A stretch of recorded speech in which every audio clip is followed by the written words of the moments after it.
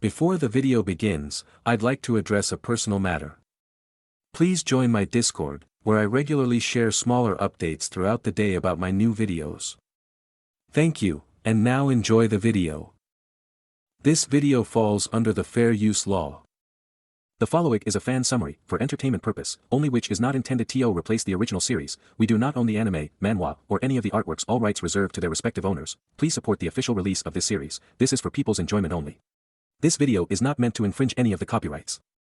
Dragons enveloped in yellow light adorned the sky and descended. In the background, the last fortress of humanity, Dusk City, could be seen.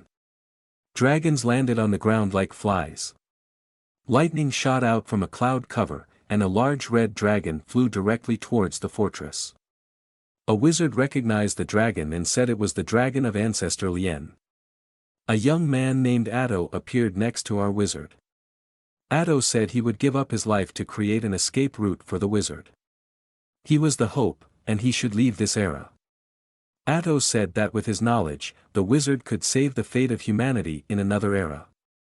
But the wizard had to decline because the forbidden gods of their world, who knew the secrets of time, would keep an eye on them. They were a part of this era and couldn't escape from it. He tapped his staff on the ground, and an orange magical circle appeared. Orange mana surrounded the wizard, taking the form of books, and in the wizard's hand, a tangible book appeared with a dragon emblem on the cover. The wizard said that they must let the people in another era change the fate of humanity. He looked deeply into the distance. He raised his wand slightly and shot a magical beam into the air. Magical circles amplified it. The further this beam flew, the larger it became, and the larger the magical circles surrounding it grew. Frightening eyes appeared between the clouds. Suddenly, a dark voice proclaimed that all the efforts of humans to resist their annihilation would be pitiful. A monster with many tentacles appeared in the sky. Atto and the wizard recognized it as the forbidden god. The god spoke that any hope, no matter how small, would be swallowed by despair. The forbidden god was about to destroy the beam of the magician, which seemed to be a passage to him. The god emphasized that the people who silently hide in the ruins of this era would turn into dust along with their pitiful hopes. The wizard closed his eyes and disappeared along with Atto, stressing that they might be dust, but they could also be heroes. The knights who were fighting below saw the great wizard and realized that Atto and the wizard had made a sacrifice. The wizard said that the knights should follow him to conclude this ceremony with a fireworks display. The knights, without remorse, sacrificed themselves for the ritual and vanished. The forbidden god didn't like that at all. The people of this era gave a gift to the people of the future. It would be sent to a distant place against the flow of time. A small seed was sent for the future. This is the time of a world where people still rode wild animals. These so-called riders have powerful companions to explore the world, create safe places, and enjoy the world's top resources.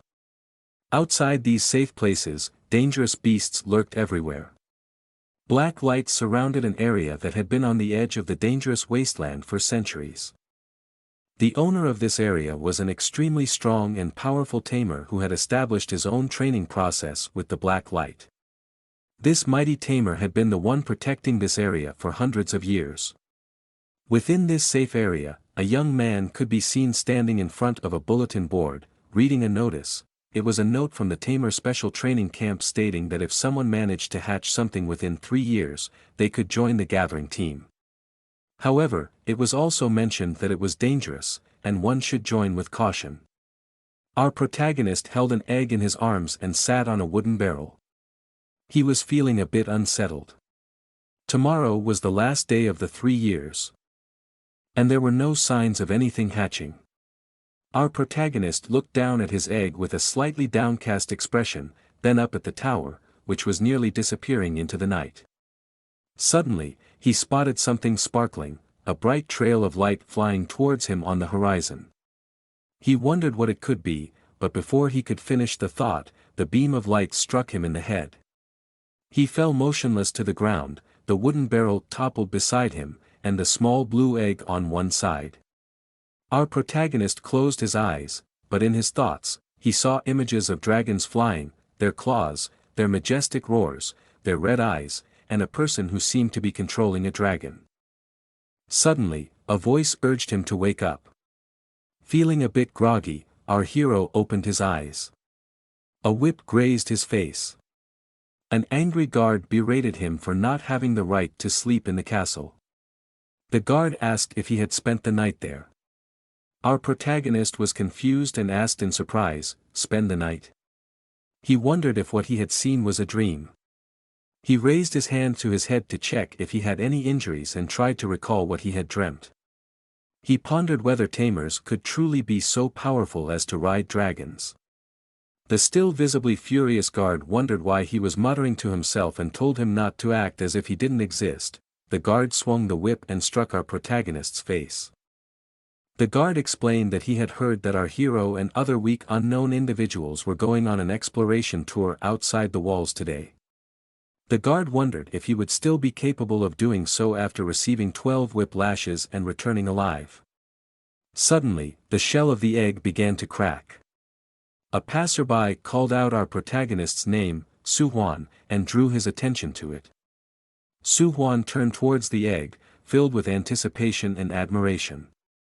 He lifted it into the air and exclaimed that after 3 years, he had finally succeeded, and it was definitely not a waste to have waited. The guard grew fearful and apologized to Su-Huan. The guard promised to immediately consult the leader of the special training unit to confirm his identity. However, someone stood before them and stated that it was unnecessary. It was Lu Yu, who told Su-Huan to try communicating with his egg. Su-Huan was puzzled but leaned his face towards the egg and expressed his longing for his little partner. The egg began to move, and Su-Huan rejoiced, announcing that it had started moving. Lu Yu shared in Su-Huan's joy.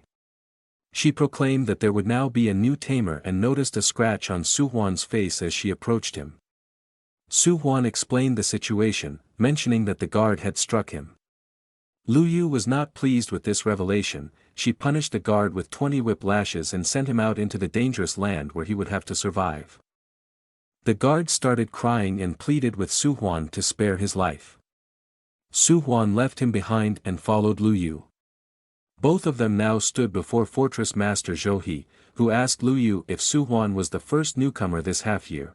Lu Yu confirmed this and explained that she had heard that Su-Huan was initially supposed to join the reconnaissance unit but unexpectedly passed another test. Lu Yu also mentioned that the reward should not be small. Master Zhou praised Su-Huan's perseverance, acknowledging that he had endured until the very last moment. Zhou presented Su-Huan with 2 options.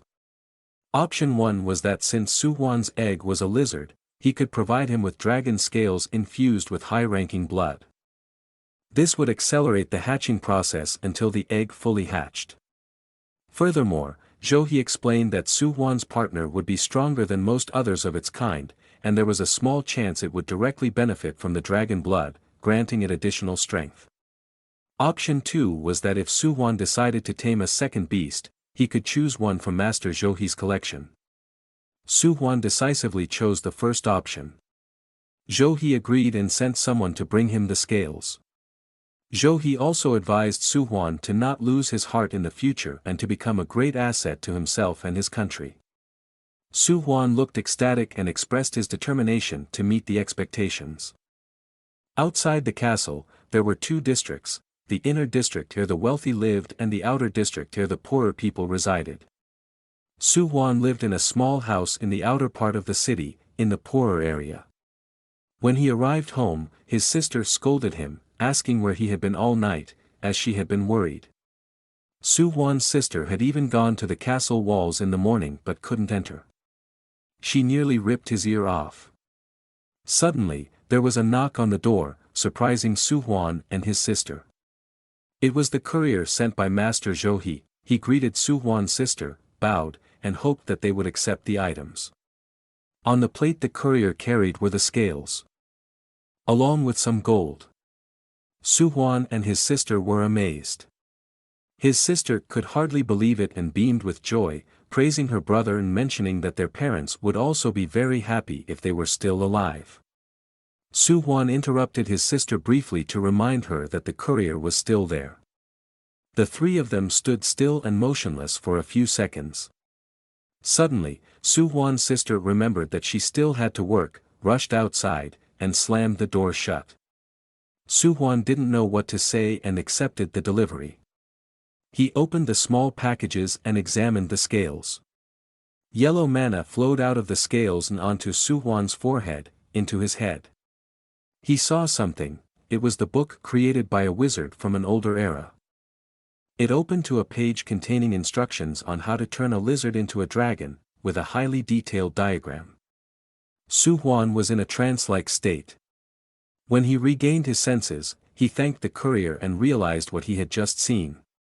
Adult dragons were one of the most dangerous species, capable of effortlessly annihilating entire colonies.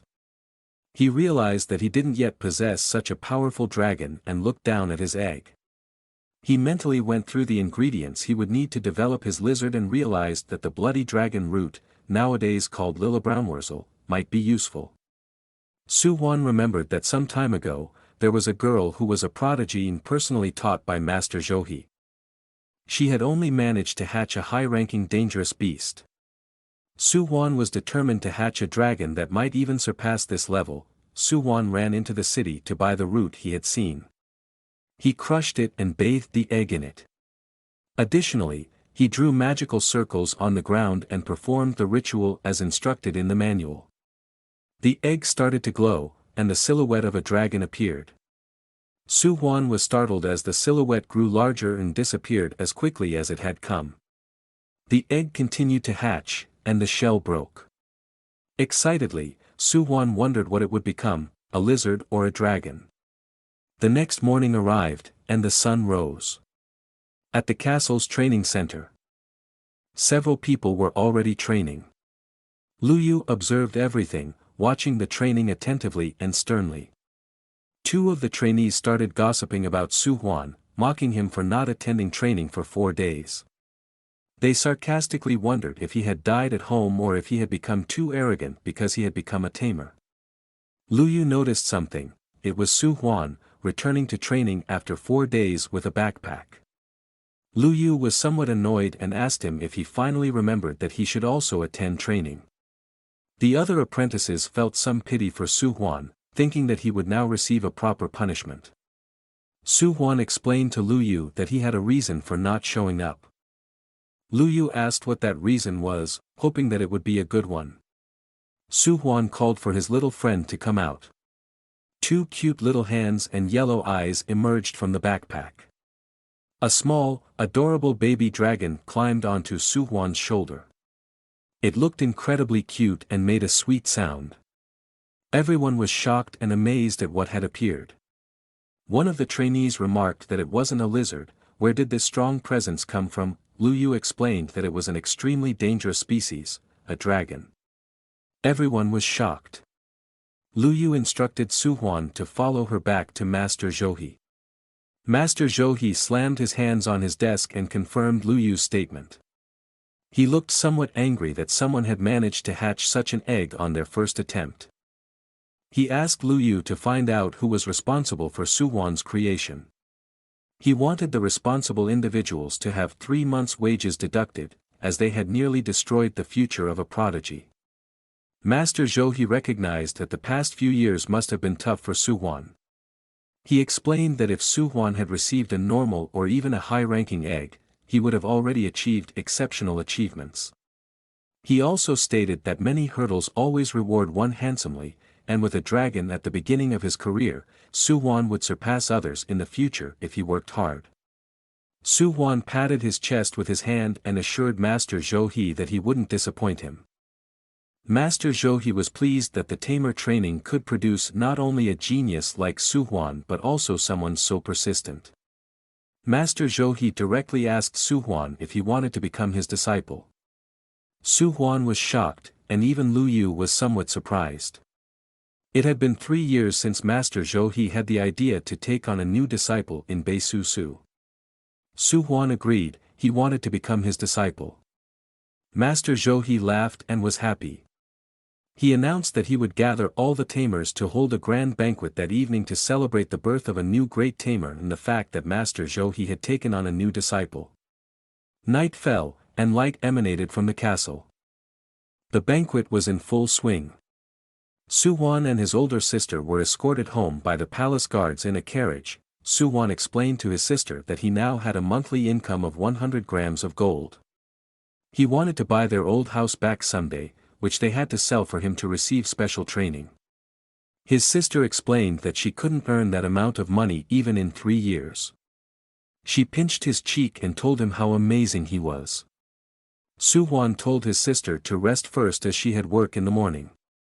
Su-Huan sat at a table with a candle and read the book by the wizard. It explained to Su-Huan that the difference between beasts lies in the amount of talent they are born with to harness energy. The technique of using this energy in battle is called skills. Skills are the key to winning a fight. As dragons are one of the best species, their talent in energy manipulation is not bad. One of the abilities of dragons is Dragon's Rest, which allows them to quickly restore their physical strength and heal injuries. Additionally, they possess 2 low-ranking abilities, Low-Rank Dragon Power, and Low-Rank Dragon Might, which give dragons a certain level of strength and power. Another offensive skill available to dragons is Ground Spear Sacrifice. There is also another ability called Ground Power Absorption, which allows the dragon to absorb power from the earth. Both Dragon's Rest and Ground Power Absorption lead to a significant increase in vitality, making the dragon highly resilient. And finally, there is the strongest skill, Low-Rank Dragon Breath. This skill belongs to the demon type and grants the dragon tremendous attack power.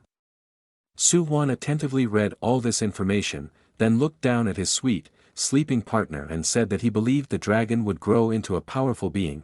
Suddenly, the little dragon grew multiple times its size in a matter of seconds. Su-Huan was amazed and astonished.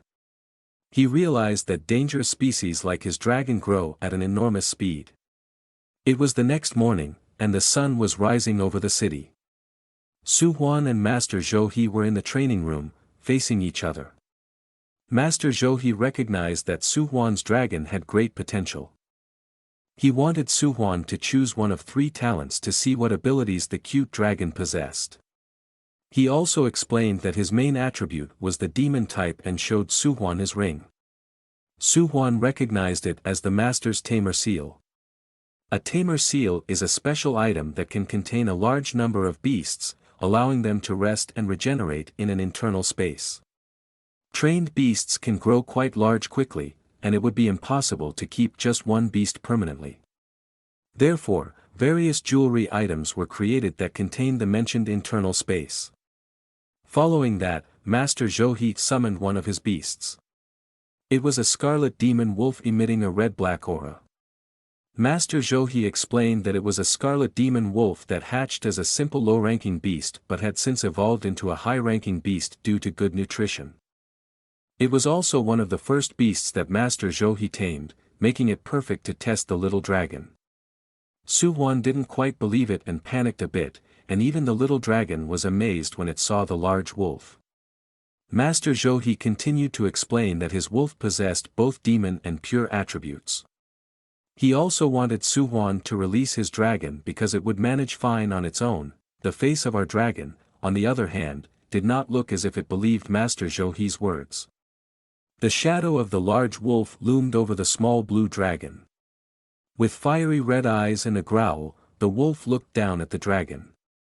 Seeking confirmation, the dragon looked at Su-Huan. He tried to wish the little dragon good luck and encourage it. Master Zhou commanded his wolf to use demon breath so that the little dragon could watch and learn. The wolf opened its mouth and gathered energy in the form of a ball between its sharp teeth. Black and red energy accumulated into a sphere, growing larger and larger. Suddenly, a stop command was given, and the wolf dissipated the stored energy. Master Zhou said it was enough. Su-Huan was a bit confused but then looked down at his partner. The little dragon was enveloped in dark purple-black energy, and its eyes turned red. Master Zhou realized that the little dragon was clever and could follow along. Su-Huan cheered on his partner. The dragon opened its mouth and tried to gather the energy as well. But all that came out was some hot air.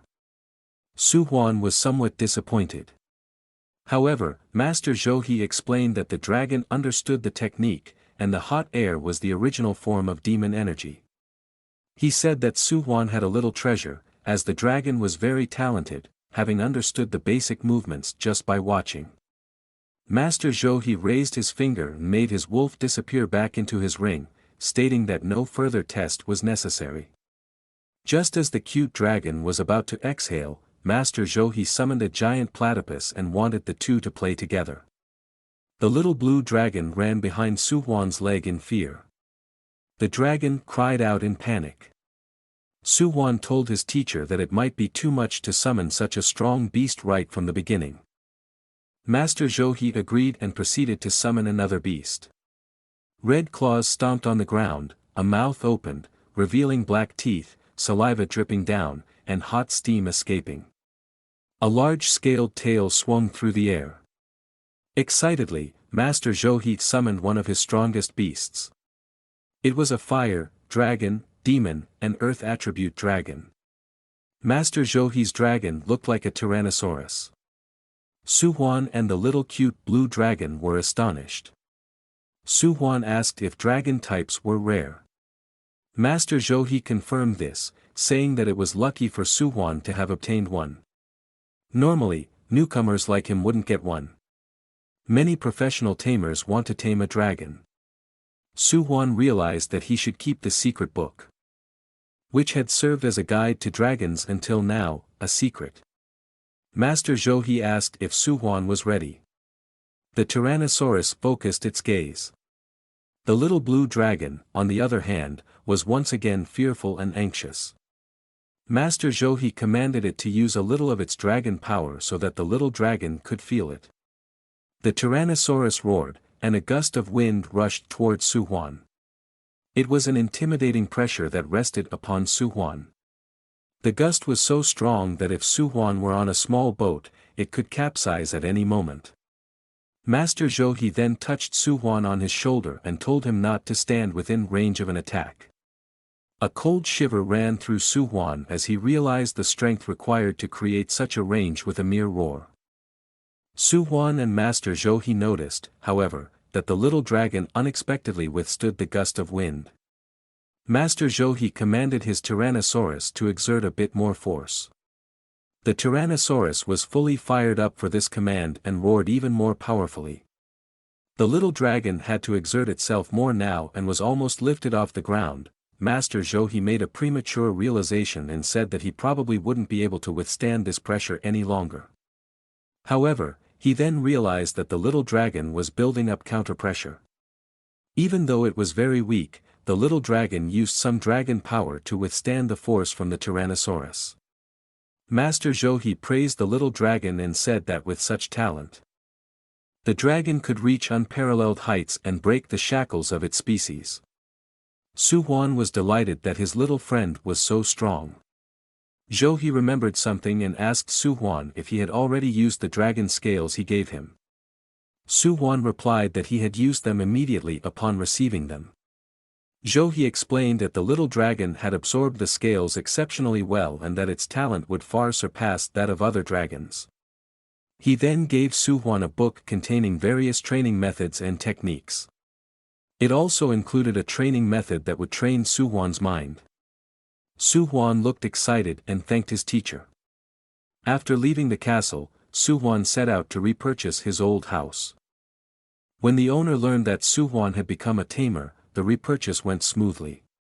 Before his sister, Su-Qing, returned home from work, Su-Huan tidied up the house again. Although he couldn't restore the house to its former glory, he was satisfied with what he had accomplished. He didn't tell his sister about the purchase because he wanted to surprise her. Su-Huan prepared to go to his sister's workplace to pick her up and bring her home. He stroked his dragon and set off to his sister. Dogs barked and bared their teeth. Su-Qing called for help. Su-Huan recognized his sister's scream and immediately ran towards her. Su-Ching ordered the dogs to go away, but they didn't obey. Three young men spoke mockingly to Su-Ching and asked why she was running away, claiming that the dogs wouldn't bite. Ironically, they said that the dogs just wanted to play. Su-Ching was terrified and waved her hand to keep the dogs at a distance. The gang's leader said in a smug manner that if Su-Ching would accompany him that evening, he would call off his dogs. Angry, Su-Huan confronted the group, telling them to keep their mouths shut, and attacked the dogs with a brick, knocking one of them out. He warned them to stay away from his sister, emphasizing that just because the gangster's father was the boss of a plantation, it didn't give him the right to do whatever he wanted. The gang's leader sadly called his dog's name and asked how Su-Huan dared to hit his poor dog. He ordered his other dog to bite Su-Huan, and the dog rushed towards him. Su-Ching wanted her brother to run away. The dog leaped and flew towards Su-Huan, but just before it could bite his face, our little dragon looked angry, its eyes turned red, and it growled. The little cute dragon then attacked the dog in a single leap. Su-Huan and Su-Ching were surprised. The little dragon nibbled on some meat from the dog. The gangsters were shocked and asked how he dared to do that. The leader and his gang were so angry that they drew a knife and charged towards Su-Huan and Su-Ching. Su-Huan commanded his partner to use dragon power. Black and lilac energy gathered in front of the little dragon. The gangsters were frightened and realized that they couldn't match Su-Huan's power. Suddenly, guards arrived at the scene. One of the leader's followers suggested reporting Su-Huan to the guards, saying that they would arrest him immediately. The leader liked the idea since he was already friends with a few guards. They planned to visit him in his cell and continue to punish him until he couldn't do anything anymore. He looked at Su-Ching with perversion in his eyes, drifting into his perverse thoughts. His dogs hadn't died in vain, after all. The leader of the guards recognized the gangster boss and asked what they were doing there. The gangster boss ordered the guards to arrest Su-Huan, claiming that he had cruelly killed his dogs, and pointed at Su-Huan and Su-Ching. The leader of the guards then ordered his men to handcuff Su-Huan.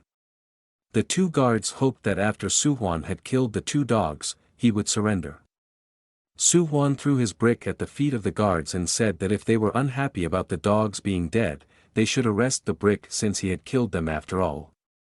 The guards became angry at Su-Huan's arrogance after he had killed the two dogs and planned to punish him further once he was locked up. Suddenly, the two guards turned pale and looked at our little blue friend. The little dragon was angry and growled. They realized that Su-Huan was a beast tamer.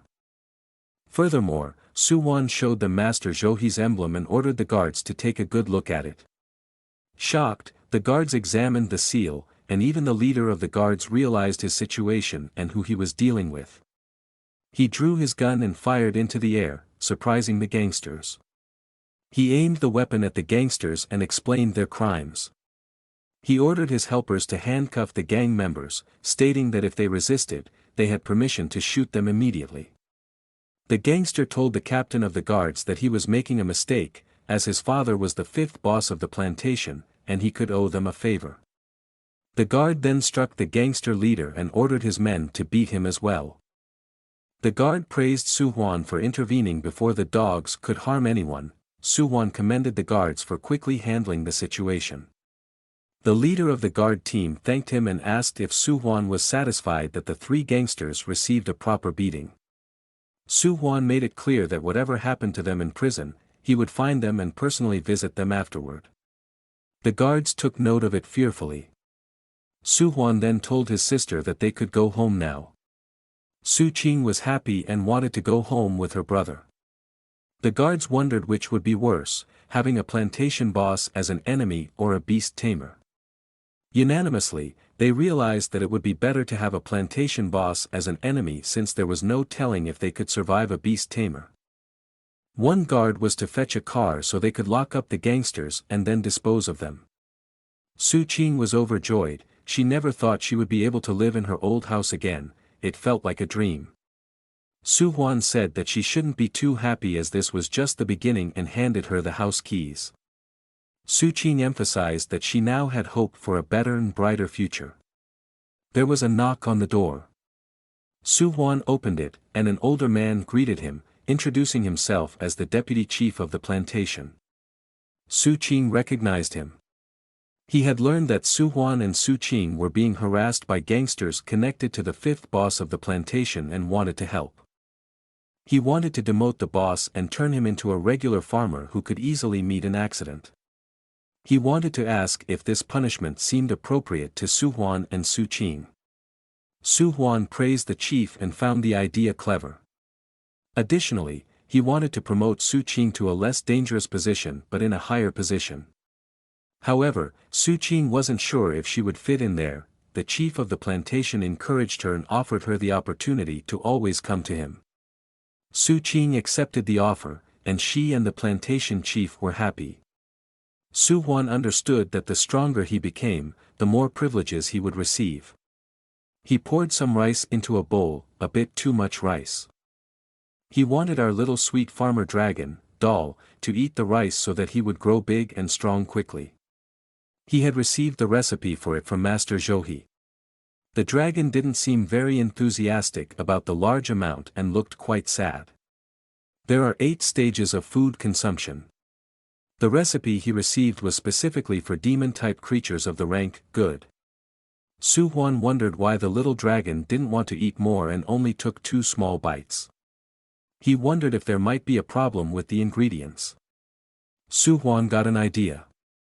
He could check his other book to see if there was any information about why the dragon didn't want to eat anymore.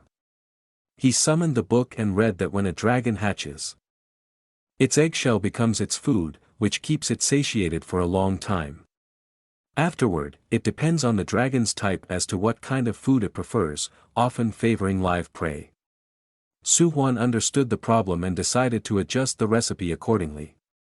Since he received money from his teacher every month, the dragon could eat whatever it wanted, and it seemed to be delighted. In the following days, Su-Huan prepared the food exactly as described in the book, and it seemed to please the little dragon. However, a significant problem arose. After only 5 days, Su-Huan was already broke. He held the letter containing the money up in the air, and only a single coin fell out and rolled toward the dragon's tail. It was evident that the dragon had grown and sprouted wings.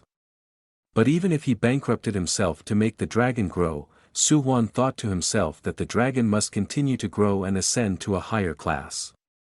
He was thrilled with the dragon's progress and imagined how the dragon, in its current form, would fight against the dogs from a few days ago.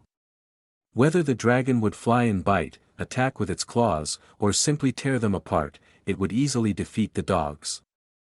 At the dragon's current size, normal people would hardly be able to harm him, not even with pistols, even if there were 5 of them at once. The dragon was eating but slightly annoyed by Su-Huan absent-mindedly petting him while lost in thought. Su-Huan wanted to visit Master Zhouhe before the dragon advanced to the next stage. However, he had doubts about ascending a stage in just 5 days. It seemed impossible, and it would surely be attributed to the book. He had to be careful not to reveal his secret. He announced that he needed to train the dragon's skills and that there would be no food for the next 10 days. Our dragon's eyes widened at this declaration. 10 days later, at Master Zhouhe's castle, Su-Huan knocked on the master's door with our blue friend by his side. Master Zhouhe called out loudly for the 2 partners to come inside. Master Zhouhe was slightly annoyed that it had been a while since Su-Huan had come for training. Su-Huan apologized and explained that he had spent the last few days feeding and training his dragon. He also mentioned that it was only because of his recipe that his dragon had experienced a true growth spurt. Master Zhouhe was amazed at how quickly it had happened. Su-Huan tried to conceal the fact that it had only been 10 days since his dragon had looked small and cute. His master lovingly scolded him and mentioned that even his previous student, who had a simpler beast than him, took a whole month to make it grow. He asked how quickly Su-Huan could make the dragon grow. However, he also mentioned that as long as he didn't use forbidden techniques to accelerate the process. Everything would be fine. Master Zhou praised Su-Huan for not only possessing talent and skills but also in raising beasts. Zhou inquired about the skills the dragon had already learned now that it had grown larger. Su-Huan explained that the dragon had reached the first level of dragon power, which had split into two skills, intimidation and powerful shock. Demon breath had also advanced and transformed into spitball. Master Zhou was astonished that Su-Huan had developed such skills in just 10 days. Su-Huan flattered the master to divert attention from the fact that it was actually impossible. Fortunately, he had kept 2 additional skills that the dragon possessed hidden. Master Zhou invited our pair to accompany him to his training room, as he wanted to see how far their duo had grown. Our dragon looked somewhat clueless. Master Zhou said that if he was satisfied, he would give Su-Huan a tamer seal, which he could use to send his dragon, and mentioned that the dragon would continue to grow bigger and bigger. Su-Huan was eager to show his master what they were capable of. As a result, Master Zhou summoned a huge stone bear. Our duo was shocked and fascinated, asking how many beasts the master owned to be able to summon a different one each time.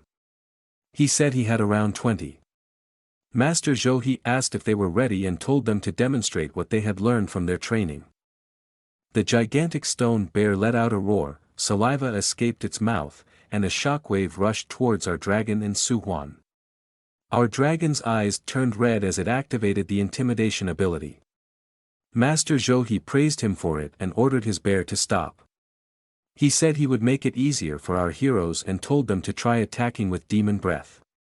The dragon gathered a heap of purple and black energy in its mouth and shaped it into a ball, which it then shot off. The black ball raced toward the bear at an incredible speed, but nothing happened. Master Zhou asked if they had not eaten, as it had only tickled a bit. Su-Huan laughed and commanded our dragon to continuously fire spitballs. Determined, the dragon obeyed and kept firing at the same spot until a small piece of stone broke off from the bear's skin, causing it some pain.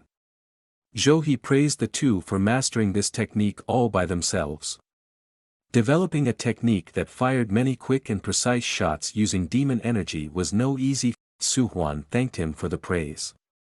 Zhou was satisfied with his performance and then gave him a seal in which he could store up to 5 of his companions, with the possibility of squeezing in 10 if his friends could manage it.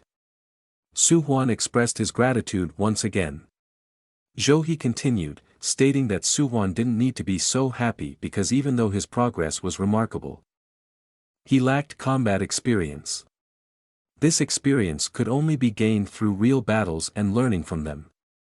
Zhou had decided to send our protagonist to the garrison in the north, where he would have the opportunity to fight against many dangerous species. Su-Huan was somewhat shocked by this. There were a total of 4 defense lines, each manned by soldiers. Among these lines, the most dangerous were the southern and northern sides, where soldiers fought against dangerous species every day. Most of the materials in the city came from the battles fought on these lines. Su-Huan asked if he could be paid in advance and received 250,000 silver coins, half of which went toward the blue dragon's food.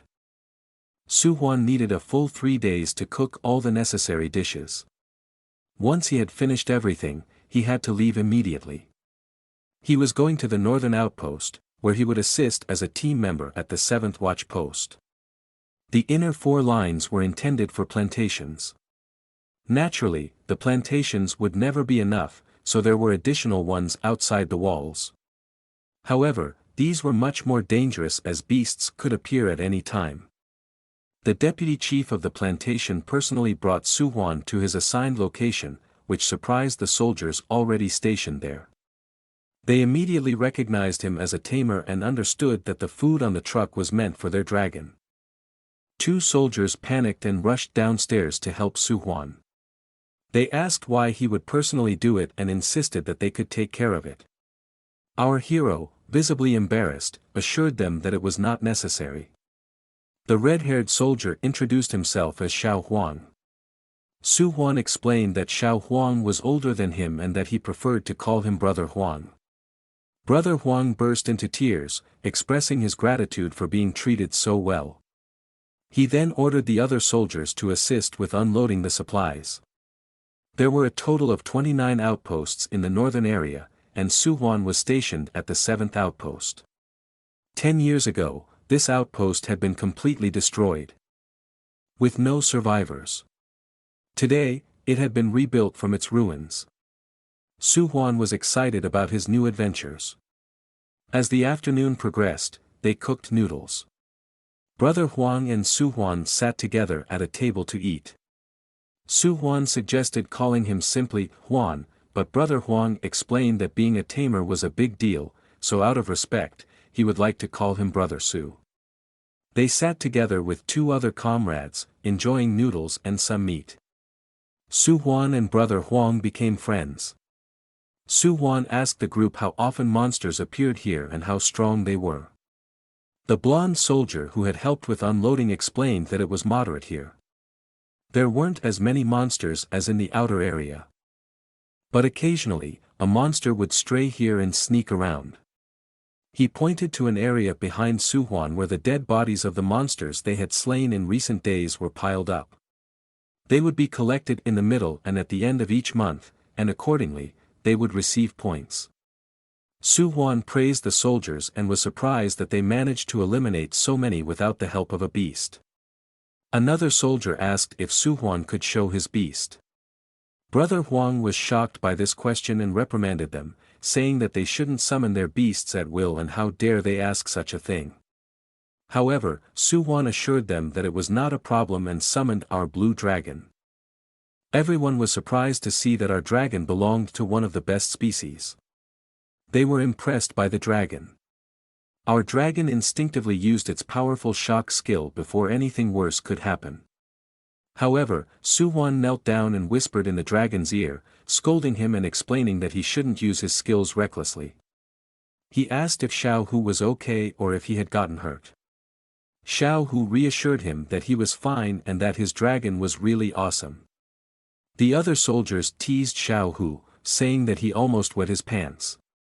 They all had a great evening together. Night fell. After dinner, Su-Huan quickly became friends with the 5 soldiers.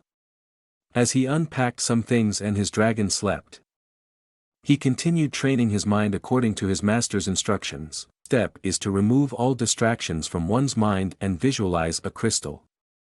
The second step is to adjust one's breathing. The third and final step is to strengthen one's mind and thoughts. Su-Huan realized that he still had a long way to go. He looked at the moon when suddenly an alarm went off. He recognized it as an emergency. Brother Huang rushed over and informed Su-Huan that there was an emergency and he should come quickly. Beasts were approaching the outpost. They identified the beasts through a telescope, noting their species and characteristics. The beasts could fly, had a tough shell, and could break stones like blades of grass with their blades. Su-Huan realized that the approaching beasts were already fully grown. Brother Huang explained that this species was widespread here and reproduced quickly. Everyone should prepare for battle. They should split up, and the 3 smaller beasts should be left to Su-Huan to defeat the fully grown one. Everyone agreed that this was the best plan. Bullets flew through the air, but the beasts, thanks to their ability, recognized what was happening and activated a shield to protect themselves from the bullets. However, there were special bullets that broke through the shield and injured the beasts. They needed to kill the beasts without damaging their heads, as their materials would be worthless. Su-Huan realized that the protective ability of the beasts was not very strong. But if one created a hole with a machine gun, the snipers had a chance to make a direct hit. Su-Huan observed the events through a telescope. Several bullets hit the ability and weakened it. The sniper sensed his chance, prepared for the shot, and killed the wild beast. Su-Huan realized that this was probably the northern defense line. Although they were not tamers, they had coordinated perfectly and won many battles, making them strong enough to defeat these beasts. They had already defeated 3 of the 4 beasts when the last one decided to run away. Our group pursued it, driving after it and cornering it. The beast recognized the danger it was in. Su-Huan got out of the car and made his way to confront the beast. Brother Huang reminded everyone to be attentive and ensure Su-Huan's safety as he might come from inside the walls and possibly hold a high position. Su-Huan approached the wild beast and summoned his blue dragon, who was immediately eager for battle, surrounded by purple and black magic. The dragon charged at the beast, which promptly activated its shield ability. However, our dragon easily broke through it and threw the beast away. Su-Huan realized that the shield could still absorb a lot of damage, so he commanded his dragon to continuously use Spitball. The dragon obeyed the command and unleashed Spitball, but even that the shield could withstand. It was truly very robust, Su-Huan thought to himself. The wild beast enchanted its blades to launch a stronger attack. Su-Huan countered it with the ability threat, which cancelled the wild beast's attack. Then he commanded his dragon to simply tear it apart. However, the dragon missed, and the beast tried to run away. Su-Huan now ordered the use of the ability Stone Edge, which was promptly deployed and impaled the wild beast. His comrades were amazed as they watched the spectacle. They realized that he probably didn't need any help. He was too strong. It became morning, and during their morning gathering, they shared the details of the battle. They said he was different from the others who usually came here to train. Su-Huan passed on the praise and said that everyone had done a good job. Suddenly, they received a report that someone had arrived. They wanted to check who it could be and ran outside to the wall. They looked down and saw a convoy of transporters. It was the headquarters convoy. They found it strange because normally not so many transporters would come, and they would arrive later in the afternoon rather than so early. Su-Huan had a suspicion of what might be happening. The convoy entered the fortress. The northern outpost's commander-in-chief, Lu Ling, got out. Brother Huang immediately received him. Lu Ling said that many years had passed, but there was hardly anything that had changed. Brother Huang said that he never thought the commander-in-chief would remember him and became so happy that he started crying. He asked Lu Ling if his journey had been difficult. Lu Ling told him to stop crying and that his journey was no more difficult than others. Lu Ling also asked our protagonist how he was doing here at the outpost. Su-Huan addressed the commander-in-chief as commander-in-chief, which Lu Ling didn't quite like. Su-Huan corrected himself and addressed Lu Ling as brother like everyone else, saying that he liked it here very much. Lu Ling was pleased to hear that and mentioned that Master Zhou He had bragged about him several times. Lu Ling explained that he had missed him before, but now he had personally come to see him. Brother Huang and another soldier were amazed that the commander-in-chief had come personally to see Su-Huan. They thought he was just a regular tamer and not the master's apprentice. They breathed a sigh of relief and were glad that nothing bad had happened. Lu Ling ordered them not to just stand there but to recount the achievements of the past half-month. Lu Ling also commanded Su-Huan to summon his dragon so that he could get an idea of how his training was going and report it to Master Zhou He later. Su-Huan thought he would finally have some rest but realized that this was a mistake. He called his dragon, and even Lu Ling was amazed by it. Lu Ling mentioned that Master Zhou He said that it had only been a month since he hatched it and asked if that was true. Su-Huan pretended to be ignorant and observed that the tremendous growth spurt was due to him killing a few beasts here. Asking if that was a problem. Lu Ling denied it, he was just surprised that his dragon was so much larger than it was back then. Lu Ling said that he also wanted to test his combat experience and challenged him to a small test battle with his dragon-type beast. Lu Ling raised his hand and summoned his beast, a rhinoceros. He explained that his rhinoceros was of the ground and dragon type and had a high danger rating. He further explained that he had trained it very well and placed great emphasis on defense. His rhinoceros could withstand many attacks. Lu Ling stated that it was one of his main beasts that he used. The rhinoceros raised its claw, and its eyes gleamed with fighting spirit. While our dragon, at the beginning of every battle, was somewhat fearful. Su-Huan asked Lu Ling to go easy and not kill his dragon. Lu Ling was confused, as he had no intention of killing it. His rhinoceros knew when to stop, it really didn't seem like it wanted to hurt anyone. However, Luling assured that it wouldn't harm or injure anyone. Su-Huan was ready for the battle. Luling commanded Rhinoceros to stomp the ground, and it did so, creating a crater with its powerful stomp. Su-Huan was shocked and immediately realized that Luling was using magic to levitate. Su-Huan ordered his dragon to fly outside of Rhinoceros' attack range and prepare for a counterstrike. His dragon grabbed him by the shoulders and flew into the air. Su-Huan commanded his dragon to continuously use Shadow Ball and retaliate. However, the Shadow Balls caused almost no damage. Rhinoceros' skin was too thick to leave a scratch. Su-Huan realized that it was impossible to defeat Rhinoceros at the moment.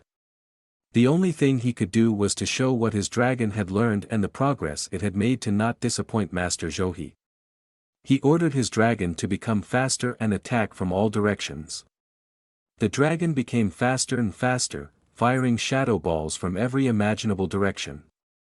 Additionally, it gathered a large amount of purple and black energy and unleashed a giant hyper beam directly onto Rhinoceros' back. It had an effect. The outer scales of Rhinoceros turned slightly red. Su-Huan then commanded his dragon to absorb vitality from the earth. Both Rhinoceros and the dragon absorbed the earth's energy to recover. But before Luling and his Rhinoceros could counterattack, Su-Huan ordered his dragon to use Stone Edge. Su-Huan's dragon, which was now fired up for the battle, executed the command directly. However, the motivation and determination of Rhinoceros were still present.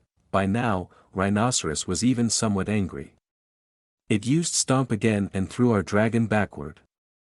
Su-Huan immediately ran to his comrades. Luling praised Su-Huan for his excellent tactics, but he mentioned that the abilities of his Rhinoceros had already reached level 9, making it too easy to counter Su-Huan's Stone Edge.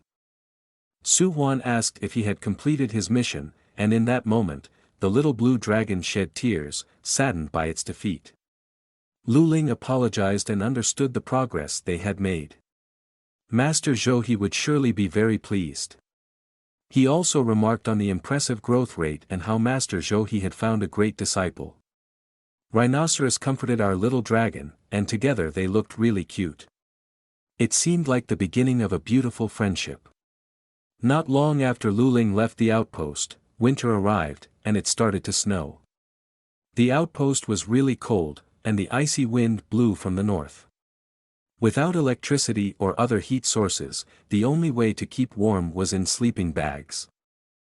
The soldiers were looking forward to summer because it was really cold.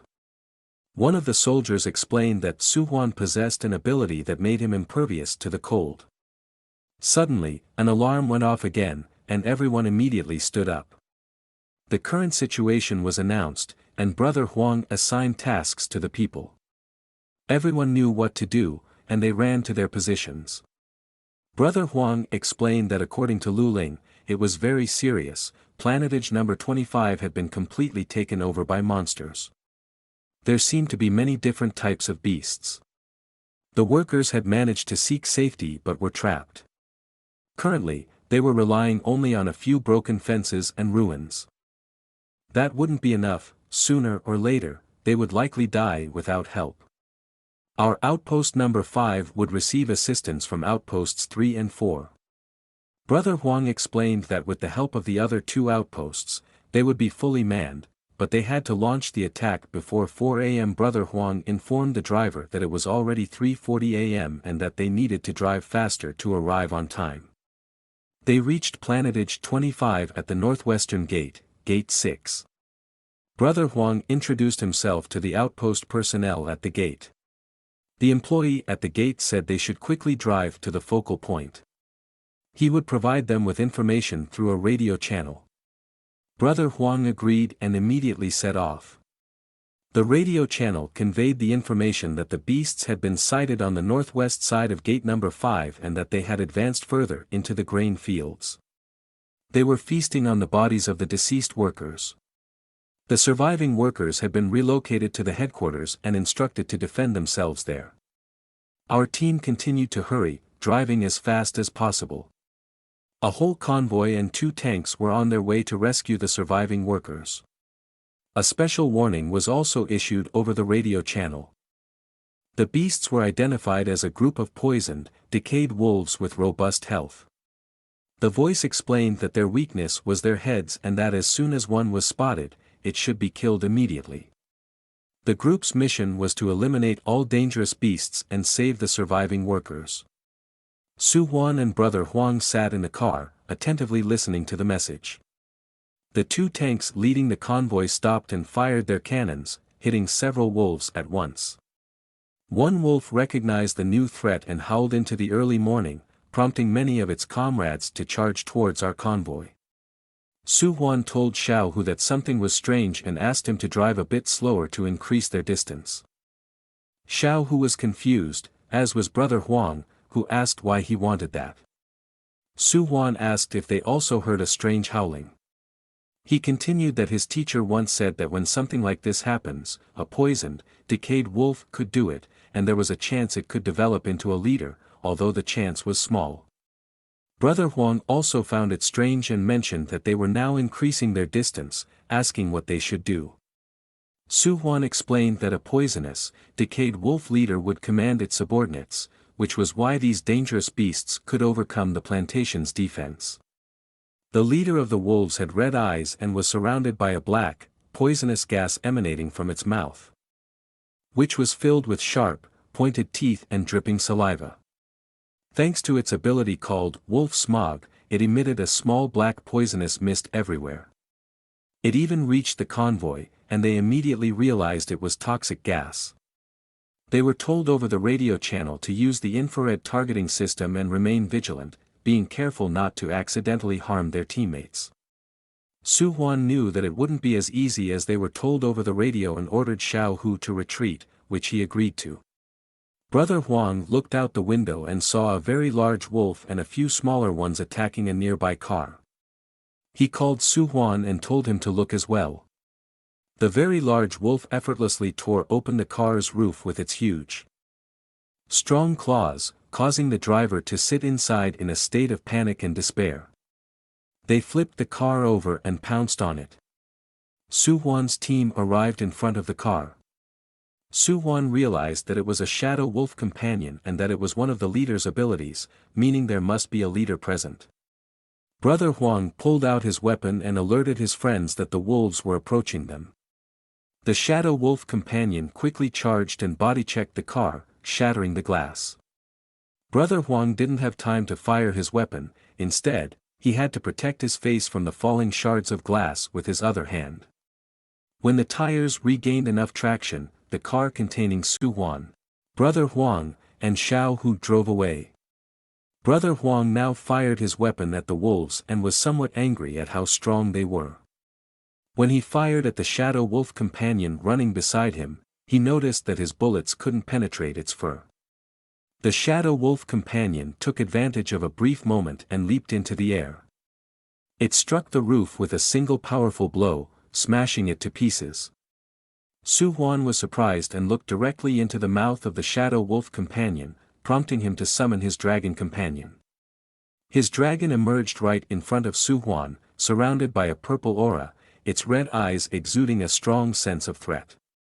His dragon used silver gaze, lowering the wolf's defense and momentarily stunning it. Then the dragon continued channeling dark purple energy in its mouth, firing multiple small projectiles into the air that struck the wolf with pinpoint accuracy. Its entire face was obliterated, and the shadow wolf companion was defeated, crashing to the ground. Su-Huan called the commander and said that in order to avoid unintentional injuries, he would proceed alone to defeat the poisonous, decayed wolf leader but requested backup. The commander looked at Su-Huan through binoculars and thought to himself that he was as strong as he had expected, considering he was Master Zhouhi's student. He gave the command to all other units to support Su-Huan's car. Number 10, and leave the wolf leader to him. They would take care of the remaining smaller wolves to prevent them from interrupting his fight. Su-Huan understood and leaped out of the car with his dragon companion. Our team began the search for the leader of the wolf pack, but the dense, toxic black fog made it challenging to locate him. However, Brother Huang had found something and called Su-Huan's attention to it, asking him to look in his direction to show him what he had discovered. Su-Huan was shocked when he saw the large leader of the poisonous, decayed wolves, tearing apart a tank with its massive claws. A soldier cried out for help as he tried to escape from the wolf leader. Su-Huan wanted him to stop and commanded his dragon to attack immediately. The dragon rushed forward and tackled the wolf with a swift combination of strikes and body checks, sending the wolf flying backward into some rocks. When the wolf regained its footing, it was furious, growling and baring its teeth, ready to continue the fight. The wolf climbed over a stone wall and the tank, where the soldier was still trapped. The soldier thanked Su-Huan, but the wolf noticed that the soldier was still there and hadn't taken the opportunity to escape. Grinning, the soldier thanked Su-Huan again, saying he thought he was going to die and had seen his life flash before his eyes. Su-Huan, running towards the soldier, desperately asked him what he was doing and where he found the time to thank him calmly. He told him to run and get out of there. Just a few seconds later, a sharp spike from the wolf pierced the soldier's abdomen, and his face turned blue. Su-Huan had to witness this horrifying sight and couldn't believe what he was seeing. The wolf retracted its tail, to which the spike was attached, and the soldier fell lifeless to the ground. Su-Huan and his partner were still in shock, realizing that everything had unfolded just a few meters away from them, and they couldn't do anything to prevent it. Su-Huan couldn't believe it and commanded his dragon to use Stone Edge. One of the dragon's front paws stomped the ground, and it unleashed Stone Edge. Sharp, crystal-like stones emerged from the ground and flew towards the wolf. However, the wolf countered with Shadow Rush, wiping out the attack. It made a mighty leap forward. Su-Huan saw an opportunity and ordered Xiao Hu to suppress it with firepower since the wolf had moved beyond the convoy's range. Xiao Hu and Brother Huang, hiding behind a wall, followed the command and fired their weapons at the poisonous, decayed wolf leader. Bullets flew towards the wolf, which glanced at them for a brief moment, seemingly paralyzed. Meanwhile, Su-Huan's dragon leaped once again with a swift strike and unleashed its bite. Su-Huan had planned this sequence and commanded his dragon to attack again and use Silver Gaze. The dragon flew up into the air, its eyes glowing slightly red, and employed Silver Gaze, causing the wolf to tremble. The dragon channeled dark purple energy once more, this time not in its mouth but in one of its claws. It used Dragon Claw, flying towards the wolf and delivering a devastating blow, defeating it thoroughly. The partially damaged but still functioning vehicle of our team began its journey back. They passed through a fissure in the rocks, with large mountains in the background, and it continued to snow, the cold becoming more intense. Brother Huang asked Su-Huan what was troubling him as he sat pensively in the back of the car, reflecting on what had transpired. He fiddled with his ring and contemplated if there had been another way to help the soldier, to prevent his death. Brother Huang tried to uplift him, explaining that in the past, during similar invasions, the base wouldn't have sent out a tamer. Thanks to Su-Huan, they had suffered minimal losses, and without him, the casualties would have been twice as high or more. He was proud of him and said that Brother Su had done an excellent job today, that he should be proud of himself for the help he had provided. Then, Brother Huang rolled up his sleeve, revealing a scar he had received during his first mission to rescue a plantation. He recounted how that battle had been even more challenging, resulting in the deaths of over 50 soldiers. A vehicle had been attacked by an adult gold-black, multi-armed ape, and the people inside had turned into a kind of meat sauce. In the end, the Northern Line's commander, Mr. Chow, had to come personally to finish the battle. Brother Huang offered Su-Huan a drink and handed him a bottle of water, assuring him that he would feel much better afterward. Su-Huan accepted the bottle and understood the message his spiritual brother was conveying. Brother Huang looked up at the sky and said that unfortunately, some things were the way they were, and everyone here knew it and accepted it. Nobody could guarantee that after falling asleep tonight, they would all wake up again to see the sunrise. Only people like Su-Huan, who were tamers, could take their fate into their own hands and determine their own path, said Brother Huang, extending his hand to Su-Huan, surprising him with his perspective. But Su-Huan took his hand and placed it on Brother Huang's shoulder, responding that he didn't want him to think that way. He wanted to go home together with him and eat meat and cook together with the others. Brother Huang laughed and agreed. That was a beautiful idea. It would be much nicer if they all cooked, ate, and had fun together. Please give a like and subscribe to Brother Su-Huan for Honorary Brother. This was Su-Huan's first mission, and a significant number of comrades were severely wounded or dead. However, he was like a true warrior and now understood that in this chaotic world, he could only protect himself and the comrades around him by becoming stronger. It has been a month since the tragic event, and Su-Huan followed the instructions of the ancient spellbook, undergoing special training with his dragon to become stronger and protect the people around him. The effect of this training was remarkable. His dragon grew much larger and stronger, and his control over its energy system significantly improved. The abilities of his dragon were also greatly enhanced and improved. While Su-Huan was immersed in his training, completely focused on it, the seventh outpost had a familiar visitor. Luling arrived riding a lion at a very high level and with a high level of threat, greeting Su-Huan. Su-Huan was fascinated by the sight of Luling riding on the lion and wondered if he could one day ride his dragon in the same way. Luling approached Su-Huan with enthusiasm and shared the remarkable performance in the recent epic battle for the plant garden. Su-Huan's abilities on the battlefield amazed the other soldiers and even impressed the high-ranking commander. He was praised for his outstanding achievements and received a special commendation. It was evident that his teacher had complete trust in him and valued his abilities greatly. This recognition was well-deserved for our brave hero. Su-Huan asked Luling if the teacher did not want them to have a monthly evaluation. He also asked if a month had already passed since his last absence. Luling reminded Su-Huan that it was time for the evaluation. He explained that he had some spare time in the past 2 days and had come to avoid any delays and being scolded by the teacher. He laughed and said it was better to get it done now before it was too late. Luling asked Su-Huan to release his dragon so they could begin the training. He mentioned that they could meet later to chat. Su-Huan called out his dragon, raising his hand, and the ring on his finger emitted a purple glow, summoning his dragon behind him. It had grown much larger and more majestic in just a month. Its scales had completely transformed, and it was no longer a mere teenager but almost fully grown. Luling was amazed at the dragon's rapid growth. He noticed that Su-Huan's breeding formula might be at a perfect level. Su-Huan expressed surprise and said that he had always used the formula given to him by the teacher. He wondered if it was possible that the little dragon absorbed nutrients better. But of course, he knew it was because he was using the formula from his secret book. Luling froze at this answer and didn't want to believe it. He asked Su-Huan to put away his dragon and explained that further tests were no longer necessary.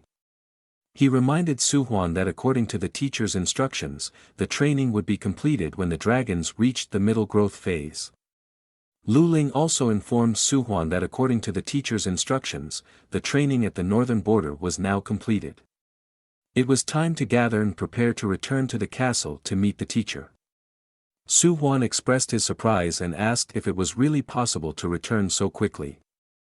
Brother Huang and Brother Wen were very sad that it was time to say goodbye and started crying. Su-Huan was visibly astonished and exclaimed, "Oh, really?" Brother Huang and Brother Wen cried even more and didn't want Su-Huan to leave. It would be boring and lonely without him, and they wouldn't be able to sleep without him. Su-Huan noticed that everyone seemed very energetic.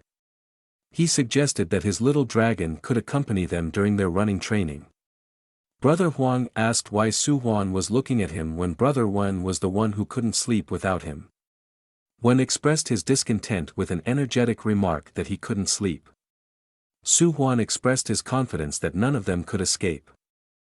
He encouraged everyone to go running with the little dragon and laughed out loud.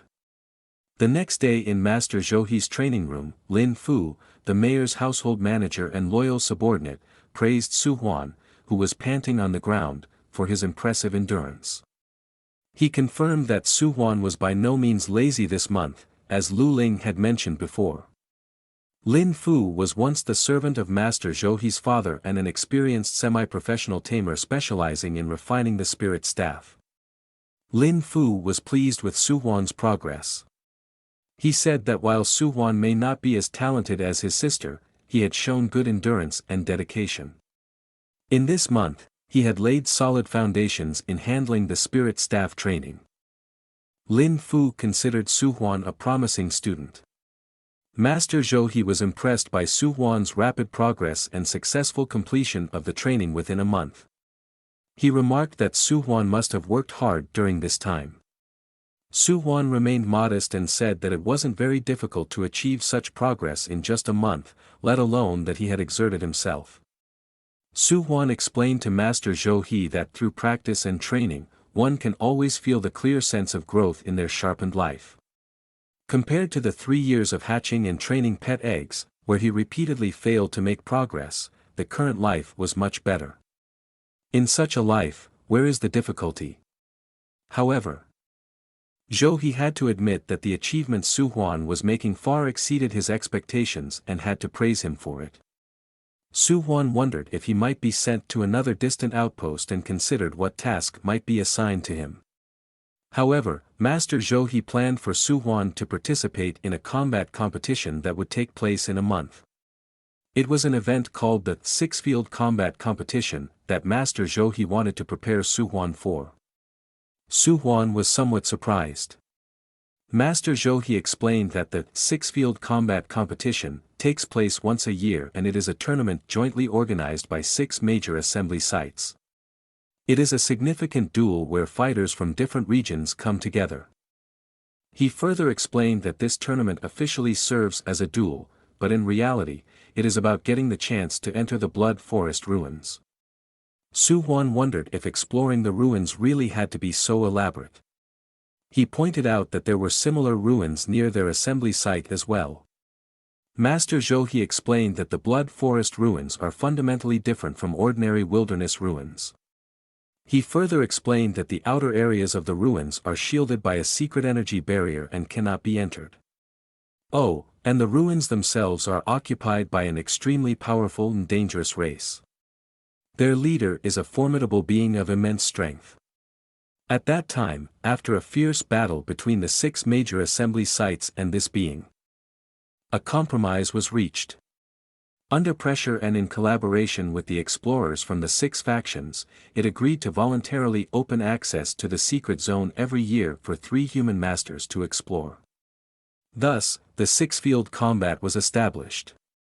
Su-Huan expressed his concerns that the opportunity for exploration was extremely rare, and therefore, the competition must be very intense. He wondered if he could participate with his current abilities and if he would even have a chance to win. Master Zhou-He smiled and reassured Su-Huan not to worry.